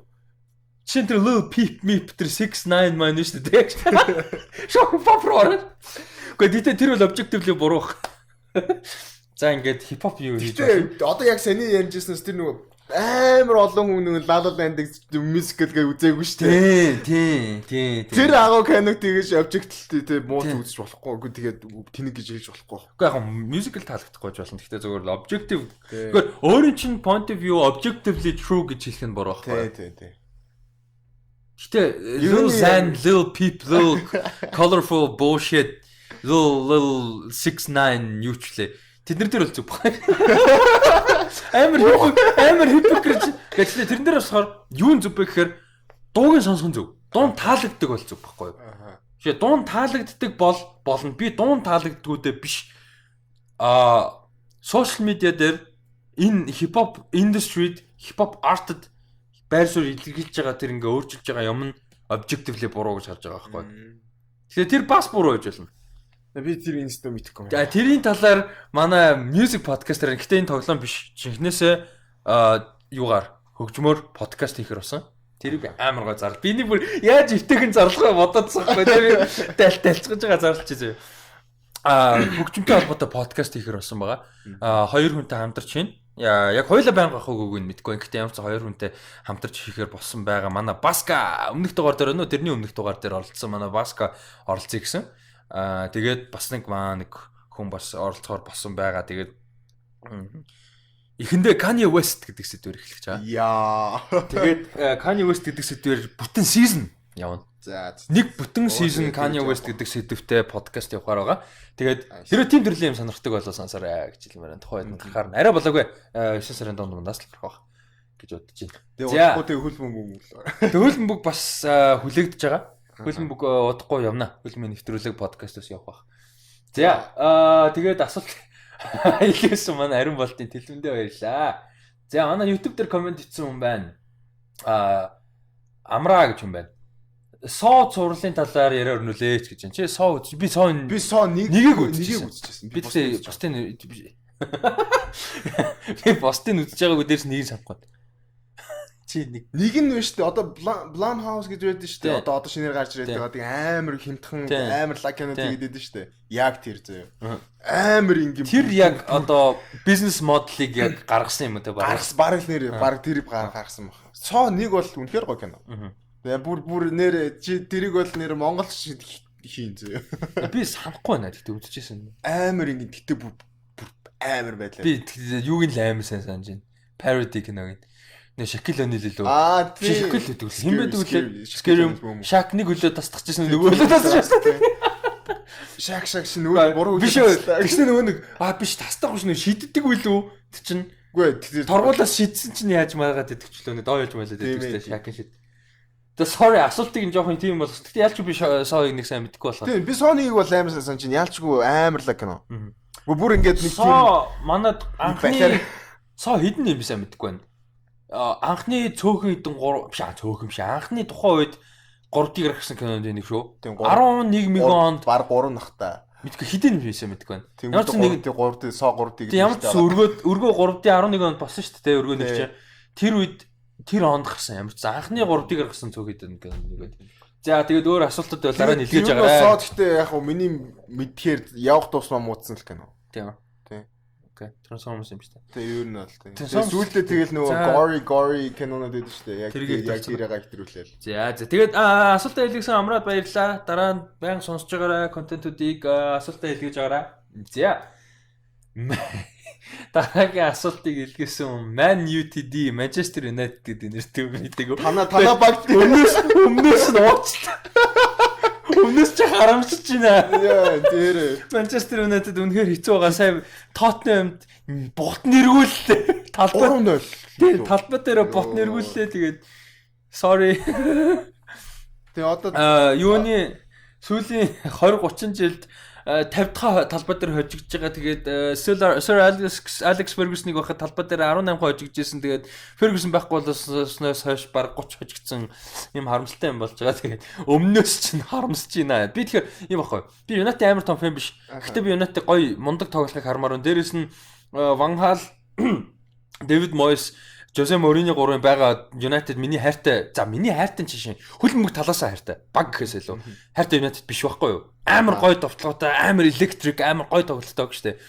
Тэгэхэд сүүлийн хэдэн жил бол 5 жил хэцүү байгаа. Тэгээд Mourinho дээр бүр хэцүү байгаа. Тэгээд өмнөөс чи харамсаж байна. Яа бүр видеог үзэхлээр гомдлсон юм байгаа тийм. За тэгээд асуулт руу нөрөө. Манай Manchester United фэн Blacklist сурлыг үзэж байсан уу? Тэр талаар яриач эхний үеэр лидер дажгүй болсон. Одоо ч дээ хаа гинэ. Чи Black Sheep үзчихсэн. шүү. Харин тийм. Би нэг стасаар үзэж. би бас үзэж байгаагүй. Гэтэ хэн байсан бол би ярилцгийг жаагүй хүлээжсэн. Цэнгэл. Яг тэр Цэнгэл ихний 1 үл 2 сизон үзчихсэн байхгүй. Тэгээд энэ чинь нөгөө гол дүр нь юу штэ. Ультронт дууруулдаг жүжигчин. Их юм лээ. Тэр жүжигчин гол дүр нь байхгүй юу? Тийм. Дэвид ямар Джеймс Спейдер. Тийм, Джеймс Спейдер дуу оруулж ирсэн байхгүй юу? Дуу оруулдаг. Одоо ч үргэлжлэж байгаа л да. Тэгээд би болохоор таттай. Би болохоор татаал цэгцлээл ингээл нөгөө зөвлөлт оруулаад байдаг. Гэтэ үзэж байгаагүй. Тэгээд уучлаарай. Тэгээд уучлаарай. Гэтэ нэр амар сонсчихсон. Амар сайн гэдэг нөгөө амар сайн гэж үзсэн. CIA юу? Тий, тэр ингээ миний ойлгосноор болохоор мань хүн болохоор амар хүнд гар. Тэгээд шууд ингээд нөгөө FBI одоо чинь 10 лист мистик ч байдаг шүү дээ. Тим лист нь ингээд баг өөрөө хамын дээр явагддаг хүнд гарч яваа. Шууд тэнгуүтэй FBI дээр баг CIA дээр ч л FBI дээр шууд очингуудаа би дэ ингээд хамтарч ажиллая. Би та нарт ингээд баг хамгийн том гимтэрийн хүнд нөхдүүдийг бариад өгье гэсэн юм айдиа байд юм шиг л эхний анги. Би буруу ойлгосон бол тэрийг засч өгөөрэй. Гэхдээ зүгээр миний анхны авсан айдиа тэр. Тэгээ Джеймс Бейдрийг бол айгүй их магтдсан байлээ. Айгүй мундаг байсан гээд. Тэгээд ямар ч байсан 6 дахь сизон гарахаар болсон юм байна. Сая 5 дахь сизон дууссан юм байна. Тэгээд явандаа үзэл бах та хэзээ нэг цагт. Одоохондоо бол үзэж байгааг болохоор сайн мэдэхгүй байна. Canceled-аагүй бол бас үзэгчд сайн байна л. Тэгээ ямар ч үнэлгээ аягүй сайтай л юм билээ. Тэгээд чи санал болгох телевизэн суурал байна. Би нэг ойрд үзэхгүй байгаа. Тэгээ би түрүүчийнх дээр нь санал болгохыг хэлцүү. Одоо санал болгох өөр юм байхгүй. За. Би юу ямар вэ? 7 хоног болгоны бүтэн сайнд Instagram болон Facebook дээр миний Instagram Rusty Talks Talks тэгээд Rusty Ryan 7 гэсэн хоёр Instagram байгаа. Ялангуяа Rusty Ryan 7 дээр 7 хоног болгоны бүтэн сайнд weekly recommendation гэдэг story-го оруулж байгаа шүү. 7 хоног болгоны бүтэн сайнд ямар нэг кино юм уу телевизэн цуврал санал болгож байгаа. Тэрийг миний Instagram-ыг дагаараа Rusty Ryan 7. Байгаа байна. Сайхан нэг нэр TV series. Яриад байгаа нийлүүлэлтээ Instagram sorry. Миний Instagram.com шүү. Юу юм? Зүгээр .com. За тэр яг нэг magician гэдэг нэг цуврал байгаа. За. Эхний season гараад дууссан юм лээ. Тэгээд би номын хальт ихлүүлсэн уншиж исэн чинь TV series байдаг гэж уншаад тэгээд ихлүүлсэн. Ер нь тэгээ над шиг тийм supernatural тийм fantasy юм дуртай бол ер нь бол үзээрэй. Гоё хөөх юм бэл. Тэр CGI нүнд ажгүй. Окей. За тэр цувралыг үзээрэй. Тэгээд манай Rusty Talks page-ийг лайк дараарай, шеэрлээрэй. Манай хаашрын тоглоом пэйжийг лайк дараарай. Контентуудыг үзээрэй. Өдөр болгон гой зураг мэдээлэлүүд орж байгаа шүү. Манай подкастуудыг сонсож байгаарай. Үргэлжлүү сонсоорой, хуваалцаарай, сэтгэлдүүдээ хуваалцаарай. Асуултуудыг Rusty Talks 7 дөнгөж сая.com микрофон руу толгоогоор тагалчлаа. Тэгээд Rusty Talks 7@gmail.com-оор хаягаар асуултуудаа дараагийн подкастуудаар хариулах, ярилцах сэдв асуултуудаа илгээгээрэй. Тэгээд Rusty Ryan 7 Instagram-ыг дагаарай. .co-гийн .co Instagram-ыг дагаарай. Тэг минийх DADKO шүү. Not DATKO. DADKO. Юм байна. Тэгээ минийх Rusty Ryan 7. Тэгээд дараагийн дугаараар уулзцай баяртай гэж хэлэх гэсэн чинь марцсан юм байхгүй тий? Марцсан юм байхгүй. За тэгээд дараагийн дугаараар уулзцай Hereditary дээр бүгдээрээ ирцгээгээрээ баяртай. Би л очно ёо. Баяртай. Би бол дараагийн нэгтэд очно л гэж бодож байгаа.